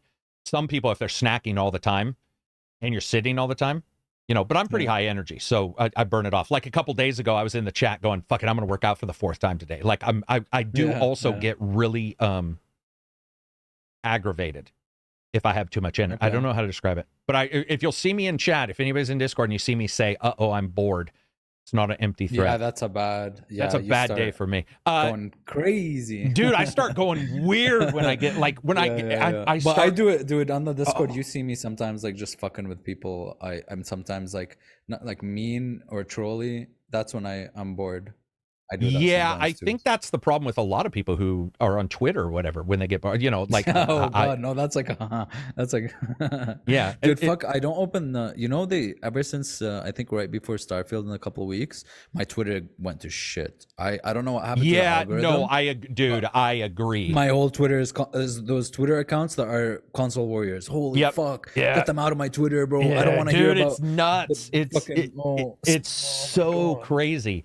It's why Oh, I hate them. I mean, even if it wasn't my patron Discord as a whole, if you find a good one, it's awesome, man. If you find a good Discord, or let's say you find a good forum, whatever, it could be a good Reddit if you find one, because they do exist. We have a Reddit. It's not super active, but we do have a Reddit, and you have some really good discussions in there. And I think that it's better than Twitter. Twitter is about people. It used to be YouTube comments was this way, where everybody thought they were a comic. So they would come in and the first post was a funny post. It was like, haha, I'm gonna get a bunch of likes on YouTube. And then people realized it meant nothing. Like bots are doing that. So they went to Twitter, and yeah, it's ruined. Like Twitter's just, dude, yeah, it's a mess. It's like I go there because I love honeypotting people, but other than that, other than posting, it's fucked, man. It's I don't know what to do with it. I think it's just, I think that's a good my way to say it. Shit. That's a good way to, no, that's perfect. I don't know what to do with Twitter. That's I can't open it anymore, dude. It's just, it's infuriating. And what's funny is I saw John Linneman from Digital Foundry say he was on a trip and he hadn't seen Twitter in 2 weeks and came home and was like, oh my God, this is so bad for my psyche, because only the bad stuff gets, like, you know, that's why I am in Discord a lot, because even if you're just having a random conversation, there's something about the back and forth where you're not being rewarded for good or bad. You can ask a question. You can be like, well, what do you think about this? And it's not Twitter where 10 people can jump in and be like, blah, blah, blah, blah, blah. And you're like, oh God, here we go. You know, there's always that person who comes in. Homeless Bird says the AC Discord is a wholesome place. Nah, dude, I'll pimp that fucking AC. The Discord is awesome. The Discord has legitimately helped me get through, well, my boredom, but also just if I'm questioning something. And I've had people be like, yeah, this is, you know, I see what you as a creator, I don't know. I just like it. Yeah, I do engage a lot. I would say I probably engage more than most. I think even Co was like, dude, you are always on some. That's fun though. If you love games and you come into a Discord and somebody's like, well, like Rogerio, he was one of the first fans I remember where he was like, praise the sun on the Battle for the Sun. And so every time I see him, it's like a best friend. And he'd be like, praise the sun. He did it earlier at the starting of the podcast. And I'm like, yeah, I remember those days there. And it's wholesome. It's like, constant. Yeah, that's a good way to put it. Yeah, that's like MXR, like, you know, MXR mods. He did like back in like Skyrim days, Oblivion, Fallout. He was just there's always an MXR mods video every week. The weekly. Oh my God, I know who you're talking about now. He's back, dude. Oh, is he back for Starfield? And I feel like I'm back. I don't know. It's giving me nostalgia. He got in trouble, right? There. For a while, didn't they get demonetized for no reason? Yeah, they got him. Yeah, they had like a copyright thing or someone copyright. I had somebody copyright an old podcast of ours, and I went back and looked, and do you know what it was? It was a fan page for Stranger Things mad at my fake Stranger Things font that said ACG things when it would go in slow, and it had thematic music when Stranger Things was big. That was it. Not a single thing you can copyright. And I was like, dude, this is this is why people crumble, because it's so discouraging if you're small and that happens. Even as a bigger YouTuber, thank God for Total Biscuit saving me twice, and thank God for Metal Jesus Rocks, who's helped me 50 times. Like those guys, I don't even have an overlap with. I mean, he's retro Metal Gear Jesus or Metal Jesus Rocks. Sorry, Metal Gear is what I always say. But he, like, it's just people who reach out, it feels good to have somebody be like, hey man. That's why whenever I'm talking to smaller creators, I'm like, just DM me and I'll try to figure it out for you, because and it just feels good, like someone that you watched in like another stage of your life or something comes back, or like because remember when you were younger and you would see somebody and then like they would just disappear and you'd be like, where the fuck did that person go? There was the goddamn door is open in the backyard and we're getting flies in here. There was he was a long-haired guy. and he did reviews. Vailon or something is very particular, like super long hair. I actually thought it was Metal Jesus Rocks for a while. Volhan or something, but he was doing reviews and just disappeared in the middle of the night. Yeah. And people were like, "Hey, Karak," and this is no lie. They were like, "Because you guys look alike, you have big beards and stuff. Do you know where this guy is?" And I'm like, "Dude, seriously, that's almost where's Keemstar, dude? That's I haven't Beardist. seen Keemstar in a while. Do you know where he is? Oh, the guy who, okay, I was like, what the hell? I didn't even pick up on that. Yeah. No, but I remember even, dude, I miss old Machinima. There was those Inside Gaming Daily folk that I think got me too recently or something, but fuck, I love those guys. ACG, like, can they people would do the post... Steam Roulettes? Sorry. No, what's Steam Roulette? Go ahead. They used to do these videos where they just play a roulette where it chooses a random game on Steam, and it'd be like a fucking really terrible like C level game, and they'd have to play a little bit of it. And I've never seen. I never saw that. That shit was really fun. Those are good because they keep it, the surprise for the host too. So there's a little less. Fucking fly's killing me. I'm gonna kill this. ACG, can you post daily gaming? God damn, I'm getting attacked by it. Can you post daily gaming news in your Discord? Yeah, we can. Right? We've never stopped that, have we? Necro posts the same fucking news every... Dude, Necro actually posted news after the news was posted right above him, and then responded to the news as if he hadn't seen it. Just like... Necro, I love you, but you are messy, man. Yeah, I would... all this kind of stuff where we're seeing a return from some of these people, I think is great. I also wonder, though, if people are going to need a new forum outside of a new video upload site to sort of come back. I think some people get so burned on YouTube, or get so stressed out when they get demonetized or whatever, that they just, it's almost like not PTSD. I don't want to equate them even close to that, but I think there's a stress level where you're just like, screw it. I want a job that pays me, the exact same. And I can tell you it sucks to fast, or like, famine or feast kind of stuff has happened to me where I'm like, dude, we're gonna have a hard time paying bills this month. Like stuff's, for example, every single month in Patreon, I have to go in, send an email because people's cards only do the one payment, and I'll be like, hey, if you left, it's no big deal, but I'm getting all these errors on your payment. Everybody, we barely get people leave. They'll be like, oh, I didn't check my credit card, it turned off, and it's like you're fighting for stuff all the time. It's just such a weird thing. It's weird. It's very volatile and shit. It's like you don't know what's, because you're the employer, you're the employee, like you're your own guy, and it's just all about what people think of you that month, what games release. It's not like an employer is just giving you a constant stream. Dude, there's something so salary. Good if you are an employee and you're vested and you have a bad month, or the company does, but it's not going to end all, and you still know that amount you're going to get. I got to tell you, it's almost like getting paid weekly versus monthly. Getting paid weekly was glorious for me because I just there was a constant source of income. There's something about getting paid each month, and that's one nice thing about Patreon. For example, late, like 2 months, bro. Don't remind me of that shit. Oh, is it? Oh, dude, yeah. Here's the thing about some rough times. Yeah. That's another problem too, is that can cause somebody to say, this is untenable for my family or what have you. And I'm not talking even about YouTube. I'm talking about any job in the world. I was talking to Johnny about his job, which is doing fine. But we were just talking about how payments work and stuff, and that one single missed payment can ruin somebody. It's like, oh, I need a credit card to pay something. Now I can't pay off the credit card because, and then pretty soon they've got debt or whatever. And you're just like, Jesus, man, everybody's living. And I save religiously, and it never works out. Ever. I will save, and I'll be like, oh, man, I got 1,000 in my bank account. Car will break down. Go, son of a bitch. No. It just happened where I was like, I told my wife, I'm like, got a bit of a nest egg here.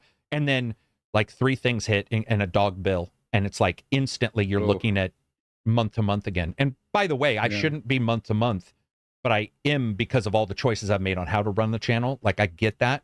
But I think that like demonetization that hits somebody smaller, I can see why they leave. And like somebody said, they need to support, YouTube needs to defend. They never will. YouTube doesn't care. YouTube is fine with porn stars being on the shorts pretending to have sex. They're not going to give a shit about me saying the F-bomb, and so they demonetize it when I try to fight it. They'll just be like, we're not going to worry about it. There's too many big... I think the only people who ever get helped are the ones who bitch on Twitter. You know, like if you have a big following, you know, I've seen YouTube reach out and you're like, yeah, that person's going to get helped. But the poor person who's just plunking away. Then you'll see some liars too. Seen a couple people be like, yeah, I'm getting demonetized, blah, blah, blah. And you'll be like, okay. And then you go and check, and what they're saying is like, you know, you're just like, wow. Yeah, you are getting demonetized. Bro. Clearly. Clearly, it makes total sense. Don't play all victim Andy on me right now. I would also say for workouts, though, real quick, work out at the time that works for you, because 3:30 I love to schedule everything, so 3:30 works for me. Most people don't want to wake up early. I know some people work great at 7 p.m., man. That's what I do. Do you? I like I'm a nighttime workouter. Seriously, I go through phases. Sometimes before I used to do it in the morning. Right now, because of my job and everything, more like 8 p.m. because like when I get back home, 5 p.m., 6 p.m., there's way too much traffic and the gym is packed. So like 8, 9 p.m. is like perfect. The best thing for me was I found I traded 2 airsoft guns. I'm also a big dealer. I'm always wheeling and dealing. Like if I can sell shit to buy shit, that's my jam. And I sold 2 airsoft guns and got a running machine. And admittedly, I do like to just drone and run, but it was so nice to have something at my house. And that's why all my stuff's here, because I don't have to go to the gym. I don't mind the gym at all. I don't at all. But about 12 years ago, we went to the gym and a family member I was with, you know, they were, I would say, questionable on what they said or whatever. And then it became this whole big thing. And they didn't ban us, but they banned him. And I was listening to it, and I was just like, okay, that means we're under control, but they still took the yearly subscription. So you got banned, but they kept your money. And it was February. And I was like, man, I don't want to be beholden to somebody else. You know, like the gyms are great, but what I like is a gym that lets you pay as you go. I love that. We have a couple gyms here where you drop $5 and you're able to lift. You don't have to do it. Yeah. So do you have to do a subscription? I do every 6 months. I pay do I pay 1,000? That's not a lot, by the way. It sounds like a lot, but when you see some of these gym memberships, 1,000 for 6 months, true. Do you know what I wish I had, dude? Swimming pool. Do you guys have a swimming pool there? No, 800, like $600 to $800. Oh, gotcha. Do you have a swimming pool? Yes, we have swimming pool, sauna, steam room. We got all that. We have also the things where you can put on this like fucking electrical suit or some shit, and it makes like movements tougher. Do you know what I'm talking about? It's like an exoskeleton. It's like an exoskeleton thing. I have one for restless leg. I tried their Thames machine.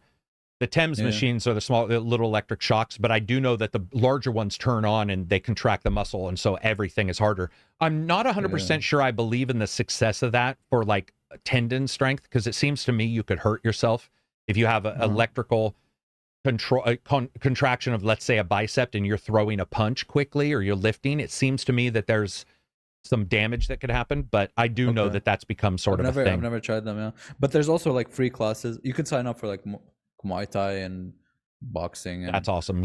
random dancing shit. You know, the people that go like this or whatever.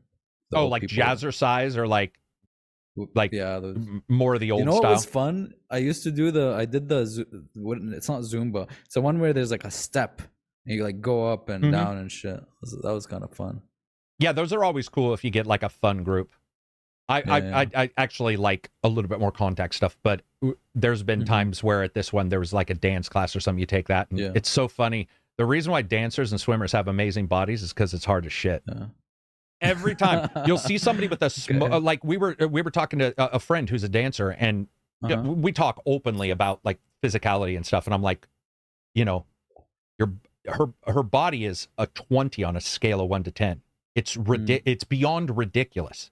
And she showed me her before pictures, and it's like, oh, I get it. It's all dance. Like it's lowering your body on your thigh strength or what have you. It's like all this contortion. It's always awesome to see. And I love, I'm a competency porn fan. Like I love it when somebody's competent at something. When you see somebody who's been a dancer for like 20 years and you're just damn, that's like, that's awesome.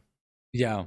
I'm taking salsa every Tuesday. Every Tuesday night, I take salsa, and you fucking sweat, man. Dude, You yeah, of sweat. course. Yeah, well, not only You that, but sweat. I mean, I don't know about you, but a lot of these places don't run the AC when you're dancing anyway. Oh So, my god! How did you know? yeah, I don't How know. did you know? I It's think so it's a hot thing, in but that it's so fucking hot. room. Yeah, yeah. And you're like, Oh. salsa shouldn't be the temperature, right? Like, you're like, No, dude, it's not the yeah. food, it's the dance. What are It you is. doing? It Like, is why is very it so hot? hot. Yeah.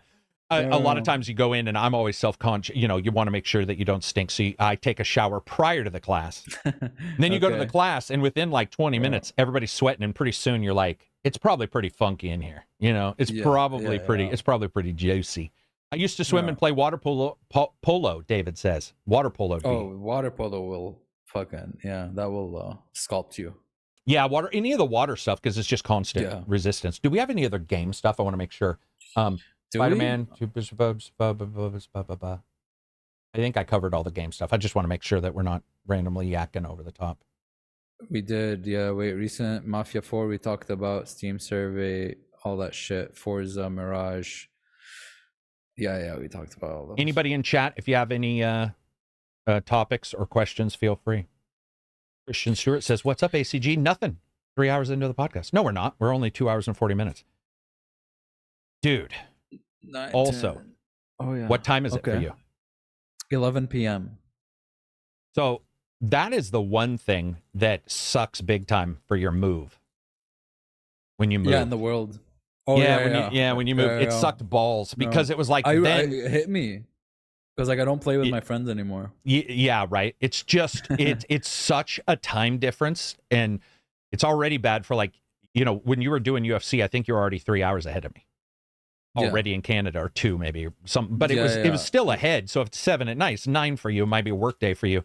Now it's like fucking, you know, 12 hours ahead or some crazy shit because it's only 1 o'clock for me.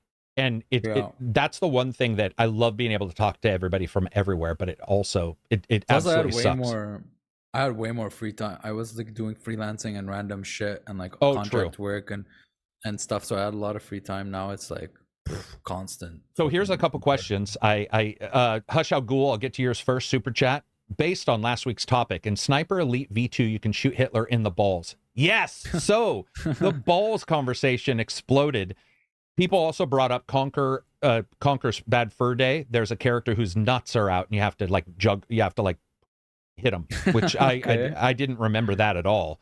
But multiple people brought up Conker's. But yeah, that conversation brought up a lot of people. It isn't widely done, but there were some people who had some really good examples of games where the weak spot is their nuts. It just bothered me because I mean, there's a lot of also Dark Souls bosses where that's where you're hitting, right? You're under the guy and just. But I think it's more that it's not like flashing, like hit this guy in the nuts. You know, it's more like that's the only thing you can hit. Do you guys think GeForce Now will support VR in the future?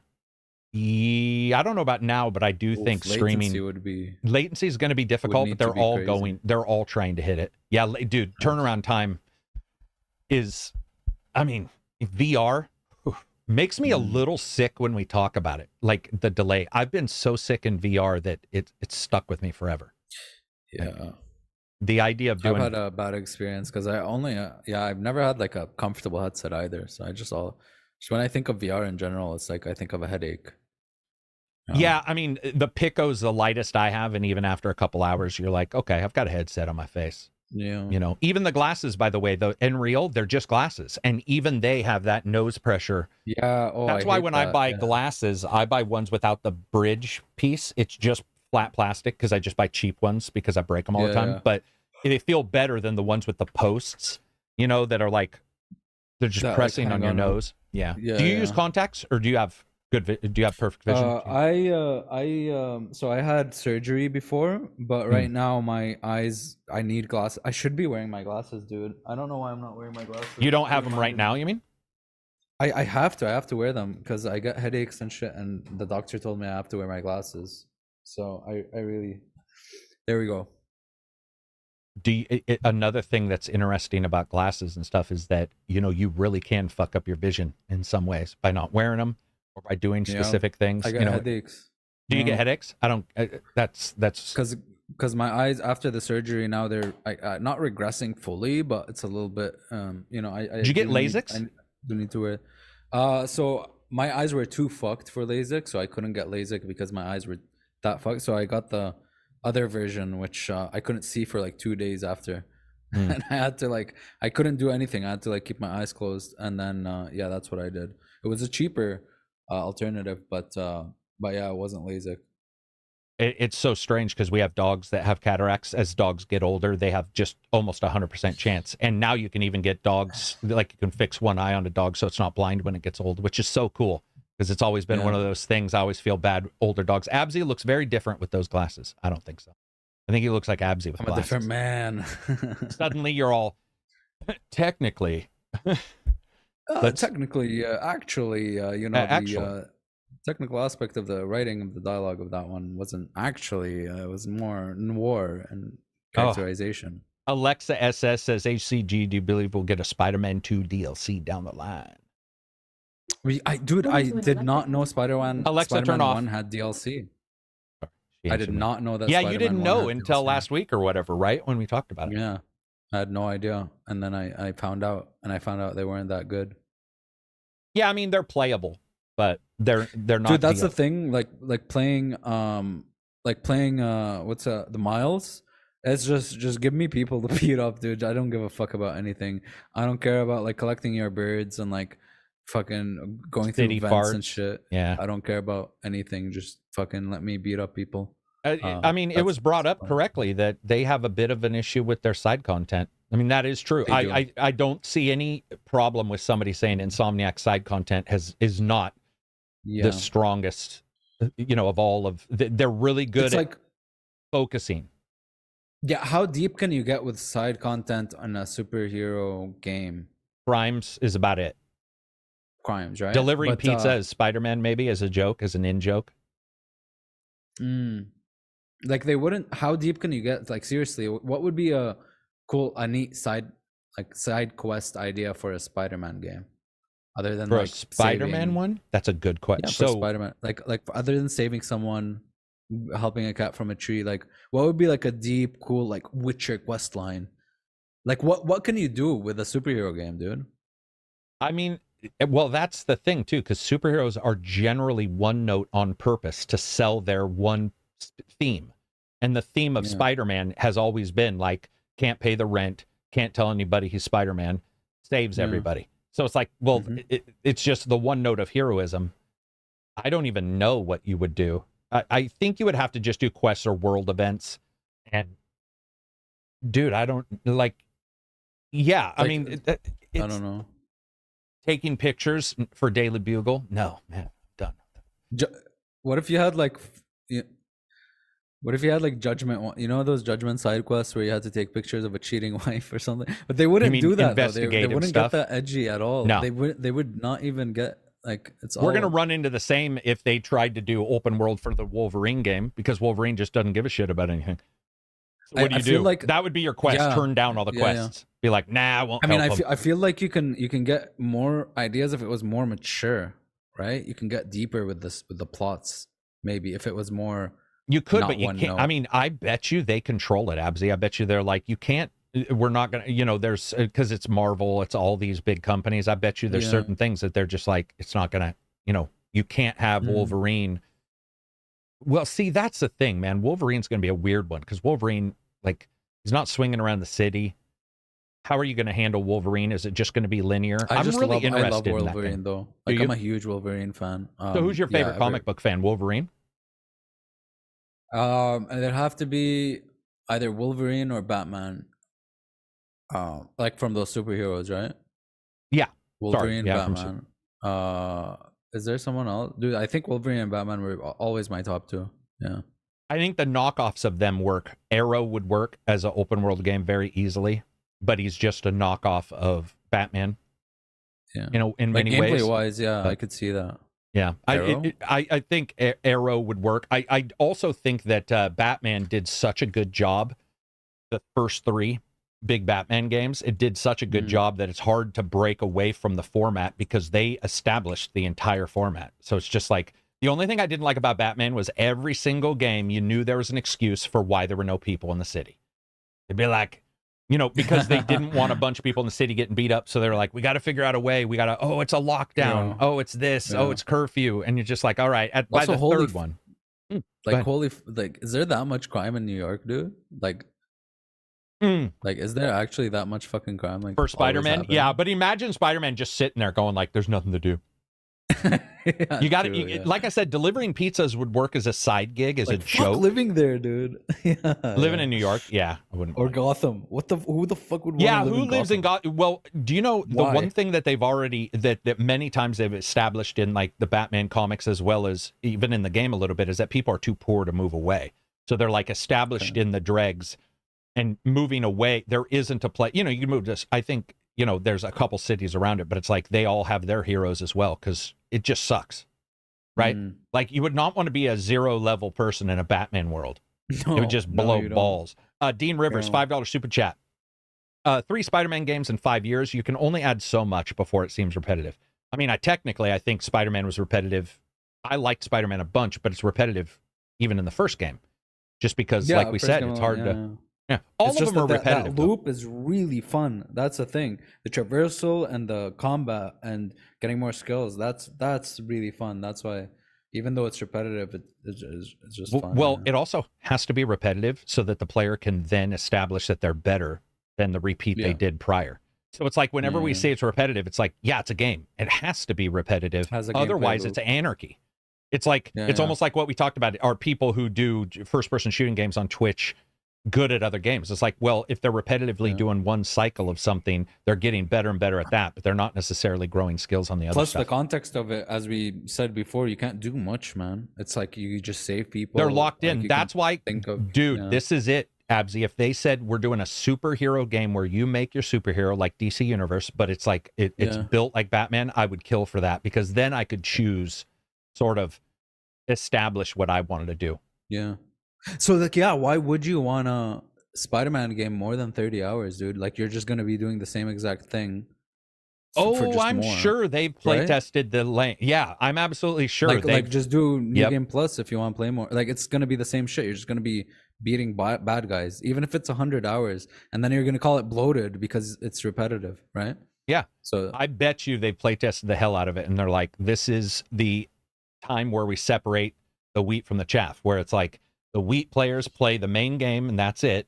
And then the chaff players are like, I want to return and just burn myself on these N+, which there's nothing wrong with that, but that's what they're going to do is recycle that. And there's nothing wrong with that, but 30 hours is most likely, you know, they probably play tested that. Antonio Carrera, $2 super chat, always bringing the best content. Thank you.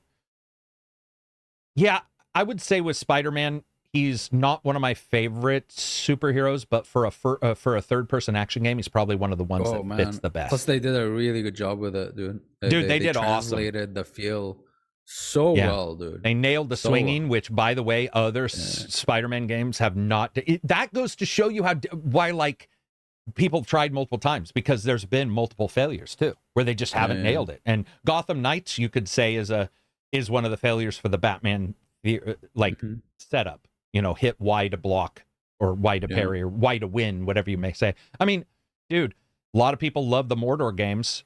Honestly, they were the same exact style of combat. They just had the Nemesis system. And I felt that those games also got really repetitive. The reason why you got out of it easily was the Nemesis system caused you to be like, oh, this guy's got a different strength or what have you. Dude, I'm a huge Lord of the Rings geek. I want to see games in like the older, like first and second age, especially. I think that'd be cool as fuck. I just never really got into Mordor, man. I just want, I want like a proper Lothar RPG, you know? I don't know about you, but Lord of the Rings is also one of those games where in fictions, when you play it, you're like, if you're not the hero, you're one of two things: a knockoff hero that looks identical, or a nobody who's going to get smoked because it's Lord of the Rings. Lord of the Rings has a high fatality rate. Which would work in an MMO, right? Like which would work in an MMO, exactly. And that's why it works in the MMOs. You got an Aragorn ripoff. It's like, or you talk to him and he gives you a quest and you're a Frodo ripoff. But you're all ripoffs. Even the best game in Lord of the Rings, the three-person fighter, the gauntlet style game, what was that called? It was Lord of the Rings something. But one of the best games, you were quite literally 3 knockoff characters. You were like fake or that's Aragorn. Why fake. like you could do cool shit in the second and first stage where there isn't much like content for it, you know? I wonder if they don't Where want there's that. like a lot of magic. Yeah, because like the scale of it would be crazy, right? You'd need, I don't know. I 'Cause wonder the if way those worlds are described are just insane. yeah, yeah. And back when it was more power, when everybody like there were more heroes, there were more Yeah, because those guys sort of stepped. Did you hear that they wanted Aragorn to show up in the Hobbit movies and the actor turned him down? They wanted him to show up and he's like, Those you movies do were realize, shit, though. but he was like, you do realize this is like 80 years later, 6 years later. Yeah, like that too. what, Yeah, like yeah. why would I even be in it? And He's a man, right? He's a human. yeah, yeah. Does he have in the lore? Does he live longer because of some reason? I can't remember because I forgot. thought maybe There was a I've thing. forgotten. There's a lot of There was stuff a with Lord thing. of the Rings where you just sort of take it as whatever it Yeah. is, and you're like, yeah, okay, this No, sort of makes I sense. remember that I used to know. That's the thing. With I Lord of the remember that I Rings. used to know why Aragorn. Yeah, it was. I think he's like around 100 something, right? Years old. When we see him, I think he is I older. don't know, man. Yeah, I'm so I rusty. believe he is older. Alex Yeah. says, did you guys see the new Modern Warfare multiplayer video? It looks really good. Yeah, you know what I've seen for Modern Warfare 3 actually looks like something interesting to me. I'm not saying it's the best game ever, but it from what I Dude, saw, I I'm like what actually they're excited to saying. check. Yeah, so am I. I like what they're saying. I hope if the campaign is like more like 10 to 12 hours, I'd be very, very interested in buying it. I like Call of Duty's campaigns greatly. Yeah. Like they're fun. You go in, it's an action movie. And if they add stuff to that that's fun, that's awesome. Zombies, Yeah. you know, that kind But of they that's used great. to be so like deep and insane. Like the twists and turns and the numbers, Mason. It reminded me of Lost a lot. Yeah. Everything used to remind me of Lost back in the day. But yeah, just there was a lot of dude, wait. I'm sorry, this is some ADHD shit. I'm gonna be random right now. But remember Desmond? It's I not remember random, this it's because- Lost. Lost is never random. Go for it. No, it's Assassin's Creed. Wait, no, Desmond. Oh, I from thought you meant Assassin's Desmond Creed. from Lost. Okay, No, that is random. Go for it. Desmond from Assassin's Creed. Remember towards the end of the first one, you start seeing those like red shit on the wall. Dude, that's way too long ago for me to remember anything. Like, like you would see the shit like around you, you know, in the future. Oh, versions, so you're like when seeing you're like, Desmond. gotcha. You're like seeing, and that like everything used to remind me of Lost. So that reminded me when like John, like the lights would turn off, and in the hatch, John Locke would see like the same type of symbols. And then the Black Ops came out, and they had like the numbers and shit, and you know that. I think with Black Ops, they may have. But, yeah. This is going to sound weird, so anybody in chat, bear with me. I think Black Ops may have ruined the mystery of Call of Duty proper because it went full weird, and It so was insane. yeah, and so then when you loved go, it. yeah, so did I. But I Yeah. think it made it harder for them to like because a little bit of mystery is just not going to it's not going to light your fire after you've played. Which was the Black Ops where you're the bad guy. You can't remember who you are. It's probably all of them. I can't remember, but it's one of the older Warfare ones. 2 had really cool twists. Modern Warfare 2 is the one I always mention as the Rock as a video game, which is one of my favorite movies of all time. It was just like start to finish, balls to the wall, and then you get to the end, and I think that's the one where you no rush. Is no Russian Modern Warfare 2? Yeah. Where you just kill innocent people if you choose to. I guess you can choose not to fire at them, but you're in the airport. Is that Modern Warfare 2? I feel like that was after. Okay, but anyway, yeah. No, so it's right before you get like. I mean, I remember the level and everything. I just thought it was in a different game. But yeah, you like it was awesome from start to finish. It ends at a great point, and then Black Ops sort of was like, let's turn it to 11 with the creepy, like government conspiracies and you know. Sorry, heard a big thump in my backyard. My dogs have been tearing up. I go back there when I don't talk to them. They like lose their mind. They're like me being bored in Discord. No Russian was Modern Warfare 2. Okay, yeah, no, you were right. I was wrong. Man, that was a long time ago, man. Yeah, it was a while ago. So it was on Xbox 360, PS3 days, I think. Yeah. And that was a big couch co-op first-person shooter for us, where we'd play a level and then the other person would play a level, and then the other, and then you'd go back. Did it have Spec Ops? Back then, man, I don't even remember because it's been remade twice, right? Or has it been remade once? Oh God, no! It was remastered, and then Modern Warfare 1 was remade, I think, and then remastered, and then remade, and then like rebooted, and then from the reboot, there was a new Modern Warfare 2, and now we're at Modern Warfare 3. So they rebooted the whole thing after they already remastered it, and I think they remade 4, which was Modern Warfare 1.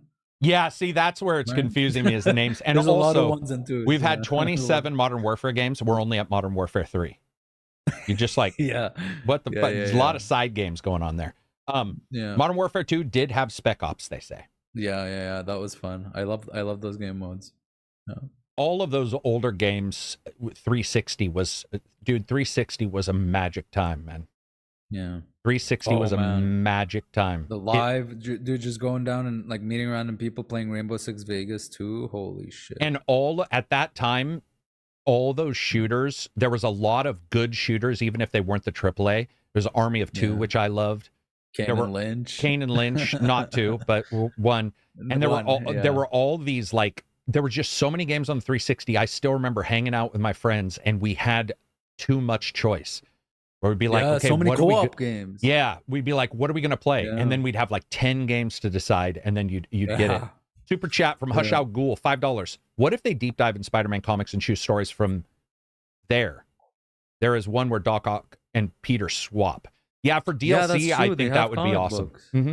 Yeah. They can, side quests from, that's a good idea. Like from like a comic episode number 75. Yeah, that would be awesome. And it was like 2 hours. Especially in like a multiverse thing, right? Where like anything can happen. Shattered Universe is still one of my favorite Spider-Man games. Isn't that what it's called? Shattered Dimensions, where you could be Noir Spider-Man.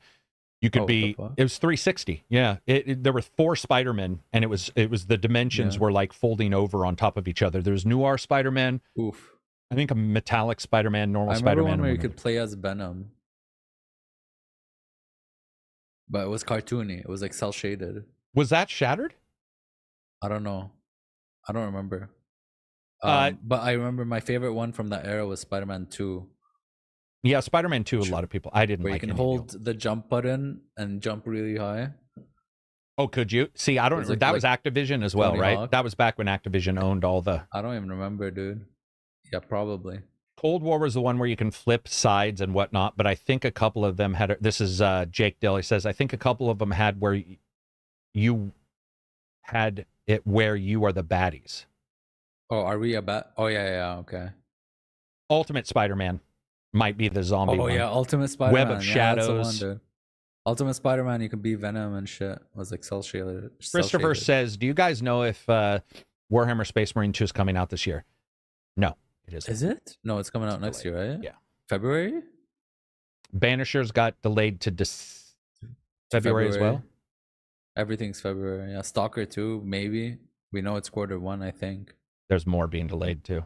They're not huge, but I think that right now, so we were talking about it being the best year for games. It is, but it's also the biggest year for failures. So if a game doesn't catch, it's in dire. Yeah. We saw that with Mimi, where they did really well on the Shadow Gambit, and they still went out of business. So it's like a lot of these companies are trying to figure out where to release and delaying just to save money. Do you guys ever have that in your you guys don't have a timed software where you work, right? So you guys, whatever you're doing, you don't have like a rollout for, have you guys ever updated your database and had to delay for any reason and seen the costs associated with delays for what you're doing? Well, we're going through a delay right now because one of our biggest project, which was the one I was in charge of, not really like in charge of procuring, and it was a hotel, a Marriott hotel, which is currently the government kind of stopped it for a while, so that's why we're in like dire. But we're getting 2 new projects right now. But yeah, we have some turnover because of that, late salaries. Yeah, we have a lot of messes for sure. I talked to my friend who's a dev, and actually I'll pull up his messages right now because I was asking him about the is it okay to read in the tech this? Industry. I just want to make sure you don't. Okay. There's a few theories because he's very big in like the tech industry there. Like he's a dev, he owns a company, whatever. And one theory is that online business boomed during COVID. So all these places overhired, but then post-COVID things kind of settled and the growth seen during COVID reverted itself. Yeah. And then he heard some devs talk about the big companies doing their layoffs around the same time to scare investors and cause more layoffs to drive down engineering salaries. So, dude, I've Yeah. heard a slight alteration on that, which is that the layoffs, when one or two laid off, they then become more efficient, even though they're laying people off. Whatever they're doing, they become more cost efficient because they're losing those wages and they're putting that into the project, or they're figuring out different ways to invest. And then other companies who are bloated look at the companies doing the layoffs and go, okay, so if we keep our people and we don't have releases, then we won't be able to compete with the leaner. Yeah, a chain reacts. Yeah. And by the way, I bet you all three of those are real. As in, I know for a fact the COVID particular boom happened, and then there was nothing. People left. The actual consumers went to work. And by the way, I can tell you as a YouTuber that happened. I have friends who are YouTubers who did board game reviews and board game stuff, and they were getting 10, 20, 30K. And I kept warning them. I was like, that's awesome. Build for it. But be prepared that when people go back to work, your content might not be as high on their list of stuff to watch because they're not engaging as much with those board games because they don't have the time. And they cratered to like less than 1,000. And that means, unless you prepared for that or saved up, the online market went down after COVID. Like it because it boomed like crazy. But at least a lot more people now have that knowledge and access and PCs and all that stuff. And VR but boomed. It's still not as big. VR boomed to where it was VR just like, chat did. Yeah. Remember when everybody thought that all that stuff was going to be the thing? And it's when you look at it, you're like, I don't quite see how that's going to be sustained. Like completely. It changed in some ways for sure, but it's not like work from home is still like as like people are. It's nowhere near as big, dude. It's nowhere near as big, man. Like we have a bunch of companies who are just like, we got to have you back in like this. The thing about efficiencies, especially when you track efficiencies across decades and not 1 year, what you will see is that some businesses, the efficiency drops off on the remote people by sheer just communication drops, and it sounds funny, but one of my jobs, a lot of the best ideas were water cooler ideas. You'd be having lunch in a break room and somebody would be like, what are you working on? By the way, they weren't connected to me. And they'd be like, what are you working on? And I would tell them, they'd be like, wait, you guys can do this? And I'm like, yeah. And they're like, well, I'm going to write you in for a $15,000 part of our contract and we'll take a CSR for a 0.25. That gave us so much extra money that I can tell you that we probably ran the company for 3 years, or at least ran that part of it by sheer communication in a group. And if you're at home, that email, the chat, even Zoom, you feel that uncomfortable. I'd like to pipe in, but it may not be connected. And people are like, oh, I'll get to it later. And you never do. And it's not for every job, because I know people are going to defend their at work from home. But it's like when you track efficiencies and how data is consumed, we haven't become efficient yet on transferring data as easily. But then you'll have people who'll be like, dude, at my job, people just constantly talk, which is also true. You get like the people in the office that you're like, does that person have a job? Because they're just... it's just there. Yeah, it's just what is he getting paid for? Yeah, what is that person getting paid for? In the gaming industry, in the creative venture, like in a massive company where there's so many different moving parts and pieces, and this guy's code can affect this, and we need animation for this, and imagine dealing with that just virtually online and not in a central location. That sounds like shit. The job prior to my last one, we had somebody... And those are these games these years are the result of that. Yeah, like yeah, and that's one reason of that. That's one reason why the delays are good, because they're pushing some of the profit to next year, which will be nice, and it'll lift people up, some of these companies. Yeah.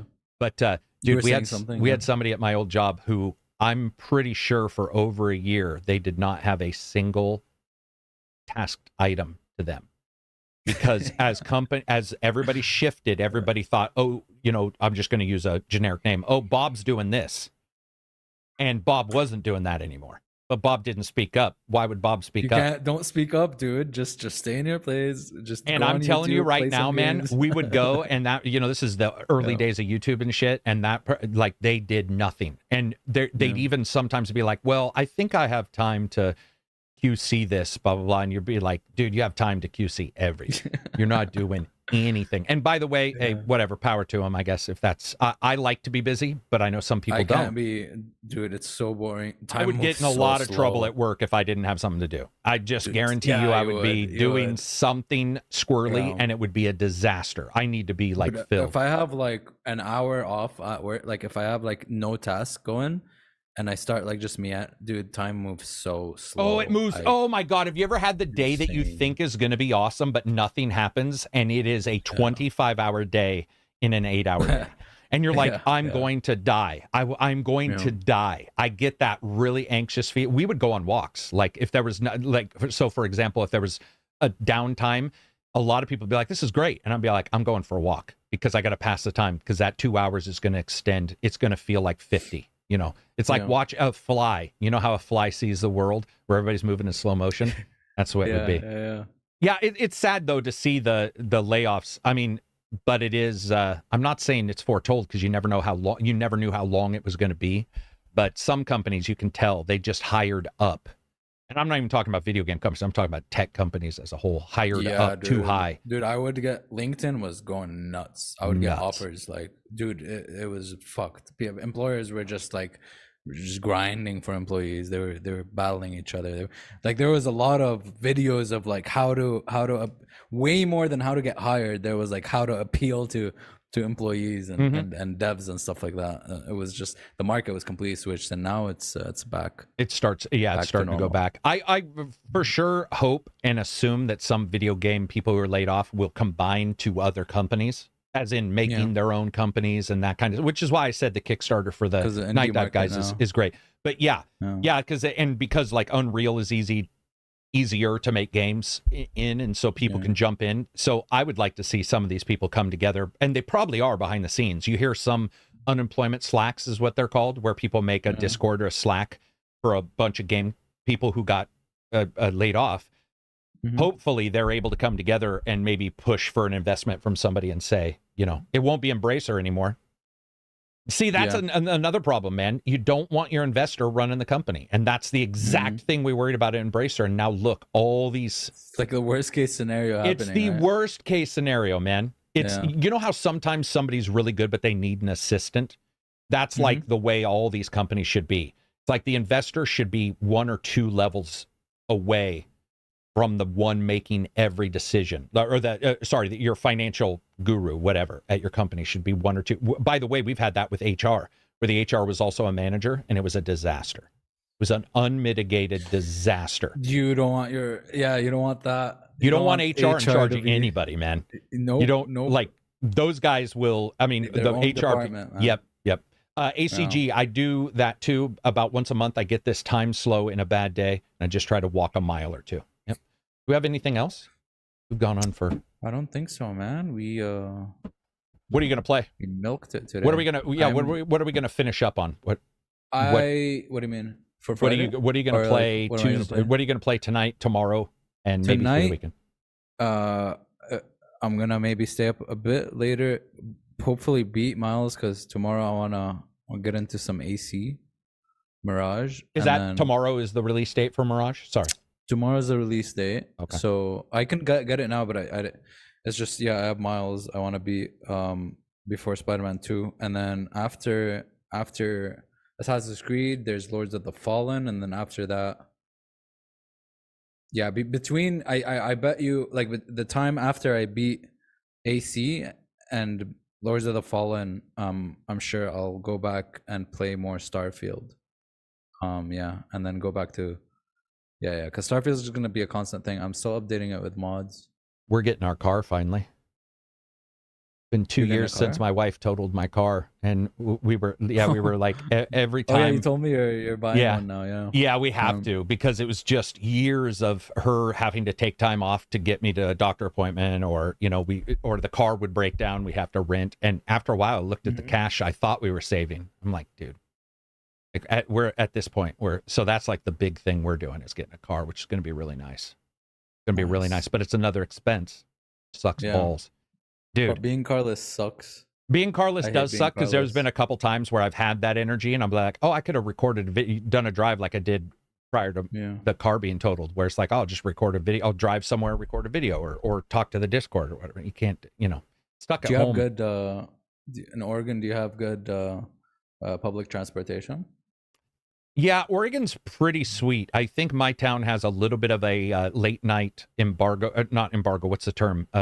Where they shut down the buses from like 11 p.m. to 4 a.m. There's this little window where they do maintenance, they gas them, they do whatever.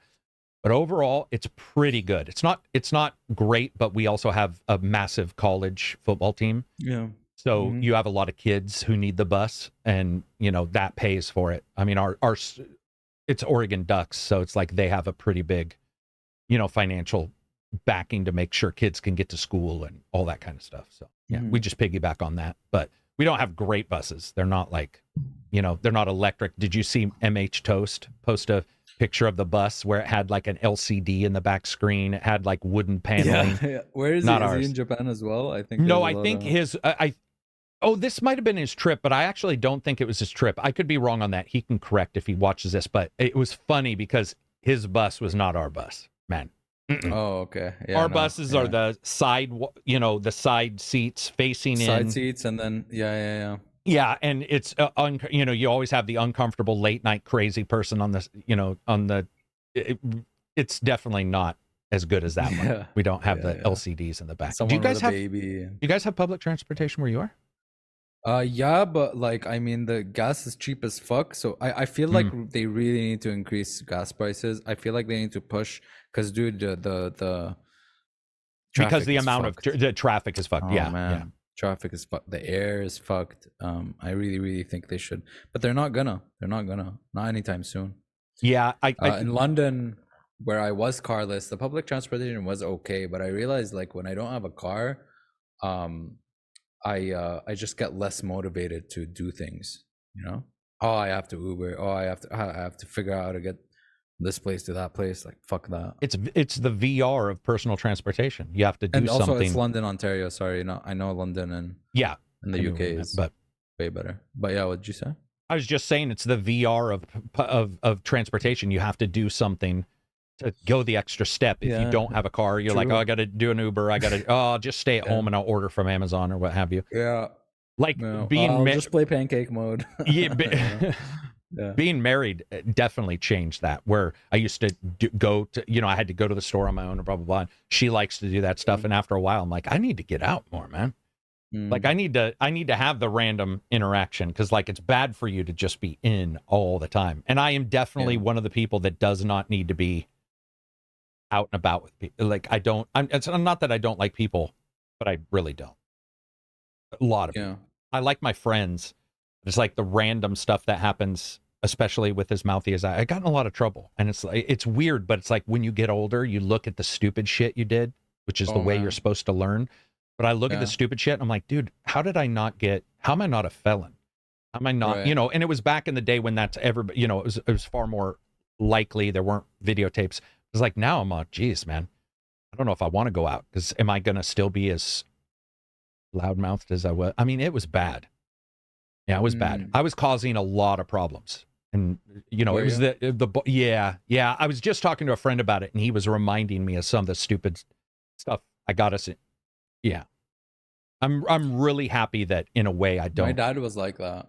My dad was a troublemaker, crazy guy. I guess. Oh no, like wait, dude, he still has like 4 BB gun bullets in his legs. Oh, from smarting off and getting shot, or just getting shot a lot. He totaled like his parents' car a bunch of times. He would jump from like balcony to balcony doing stupid shit. Dude, and that's the kind of exactly like and that's now he's like a different person. It's like, for me it was like the country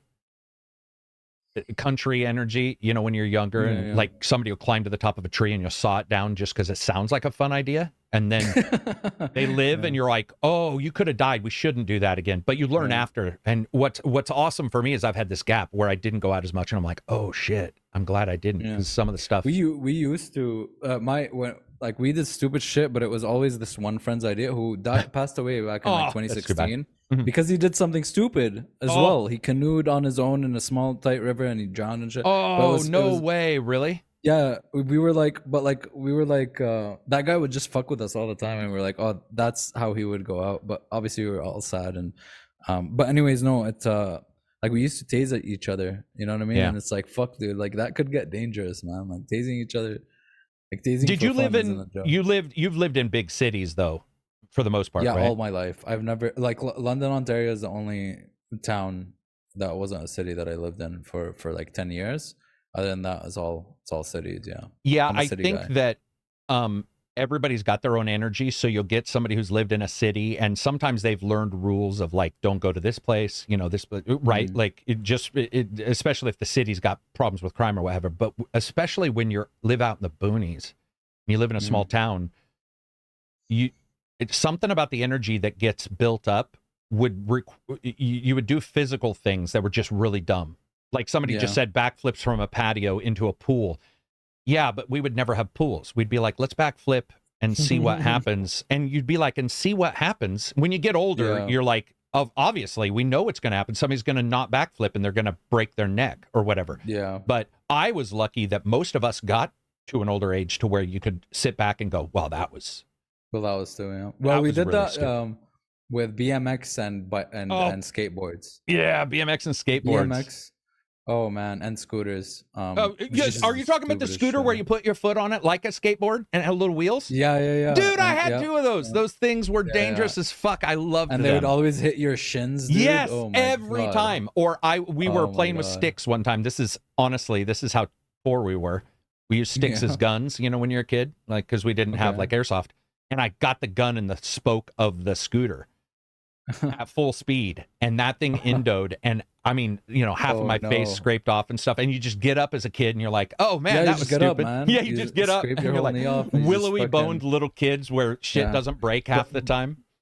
But dude, now like I see a lot on Reddit of like high school, like kids fighting in high school and stuff, and getting brain damage and shit going fucking horribly wrong. And I remember like I used to get in so many fights. Like I'm so glad nothing happened. But we used to, dude, like at one point a friend of mine got expelled because he slid. That was grade 6 or 7, grade 6. Where you lived, grade 7 was hard. They were slicing each other. Grade 6, dude. My friend had a fucking switch knife, switchblade, and he switchblade, and he cut my other friend like on the neck here and got expelled. And, did he? Was it like a joke where let me see if it cuts you, like an experiment, or was he attacking? Fighting. They were straight up fighting, and it's always fighting over a girl or something. It's always over a girl. It's always over something like a relationship or like it's always that. I never instigated. I never like got in a fight with someone. I would get in fights because a friend of mine was getting in a fight. Jump like, in. I'd always be a backup. I'd always just see my friend like fighting people. I'd just fucking jump the fuck in. I've never gonna. I remember the last one. No, actually, except one time in a club where this dude tried to like steal my wallet and I felt it and then I punched him. But they got kicked out. But other than that, yeah, like the last like actual fight, it was funny actually. We were outside of a bar. We were on the line, and I saw my friend like he was getting in an argument with this other like huge dude, and they started pushing each other, right? And then I just fucking run in, jump in, and like put him in a headlock and stuff. And then I end up fighting the guy. I end up just like it's just me versus him now. I don't know what happened to my friend. And next day I told this story to like my best friend, and he was like, dude, where did Dawson go? Dawson was like the other guy that was fighting. And I asked him, I was like, dude, where did you go? And apparently when I got that guy in a headlock, my friend poked his eye and just fucking ran away. I've never experienced that before. That's awesome. Just he retreated. Yeah. He left you alone. Because back in high school, it was like ride or die. Like me and my friends would just like if we see each other. But that guy just like ran away, and I found it so odd, kind of funny, honestly. Yeah, somebody you don't trust later on though. Yeah, I think that what I see is YouTube shorts of wrestling in the backyard where they do WWE and they mimic each other, and it's all stuff we did, you know. And I'm just happy nobody got spinal injuries or whatever, you know, because you see some of the crazy stuff people did. We got away pretty unscathed. There was a couple people got hurt, but overall, it's just as you get even slightly older, you start looking at you're like, was that worth it? And especially, I did not have the was that worth it gene at all. Everything was worth it. Like, and that was really a bad time, and it was stupid. It's where what like my emotions feel, where we're following that emotion. Well, I punched a lot of walls. Mine wasn't that. Mine was lack of like very calculated stuff, and it was just really a little, like. And then you get older, and whatever happened, and I grew a little bit of emotion. You cry during games. I don't yet. Maybe someday. In games. But I used to be so emotionally immature, especially in relationships, dude. I would get really angry and like punch walls. Oh yeah, dude! Throw controllers, bite through the cable, smash a console. Shit, man. They do this shit in relationships where they're like, they start a problem, right? They start a problem and then they go, I don't want to talk about it anymore. I'm just gonna go to my room. It's like, fuck you, just let's solve it here and now, dude. But yeah, that used to get me. But I became more mature emotionally with that stuff, thankfully. I think that's whenever you hear somebody like say a young child needs to be treated like an adult or whatever, and I'm like, okay, maybe they're different than me. But as a kid, I knew when I was getting away with anything, and I knew how to lie very well. So I'm like, don't treat, you need to treat them age appropriately and be like this, that we have to, punishments have to be different. For example, my parents learned really at a young age not to ground me to my room because that was a disaster. That was where all the shit was. That was where, and it wasn't a grounding. It was like, oh, okay. So what my dad learned was make him do work. So he'd just make me mow the lawn multiple times. He'd be like, mow the lawn. I mowed it yesterday. Doesn't matter. And it was 4 acres. So he'd just be like, mow the lawn. You'd be like, God damn it. Yeah. And so after a while, and by the way, I can show you pictures of this lawn. It was ridiculous. And it was just up and down all the time. But he was smart. He learned. He was like, oh, the appropriate punishment needs to change for what, whoever the kid is and stuff like that. That's why if I have kids, I'm going to train them to be diplomats or something so they can change the way I am. God damn, flies are back in here, man. Every time the door opens. We will wrap it up, though. We're at 3 hours and 30 minutes, everybody. Damn. We'll be back for Friday. You'll be able to check us out. I'll upload this as quick as possible to iTunes and Spotify. Thank you, everybody, for the support. Thanks for the super chats. Thanks for sticking with us through our random discussions. Somebody said, I think having siblings... Oh, I thought he said he had 10 siblings. Okay. Oof. I think having siblings 10 years older than me made me mature. Yeah, I had one 7 years older and beat the shit out of me all the time. My younger brother is 9 years younger than me, but he's not maturing, man. I'm waiting for it. All? Uh-oh. Not a lot. I would say one of my brothers is definitely... The issue is he doesn't have like a hobby, Like his hobby is like going on his phone. I don't know. You got to get something to burn off some of that stuff. Star Trek Infinity is tomorrow. What's Star Trek Infinity? Oh, I have Paradox. Oh, it's the Stellaris game. Yeah, awesome. Yeah, so we should check that out. All right, everybody. Thank you very much.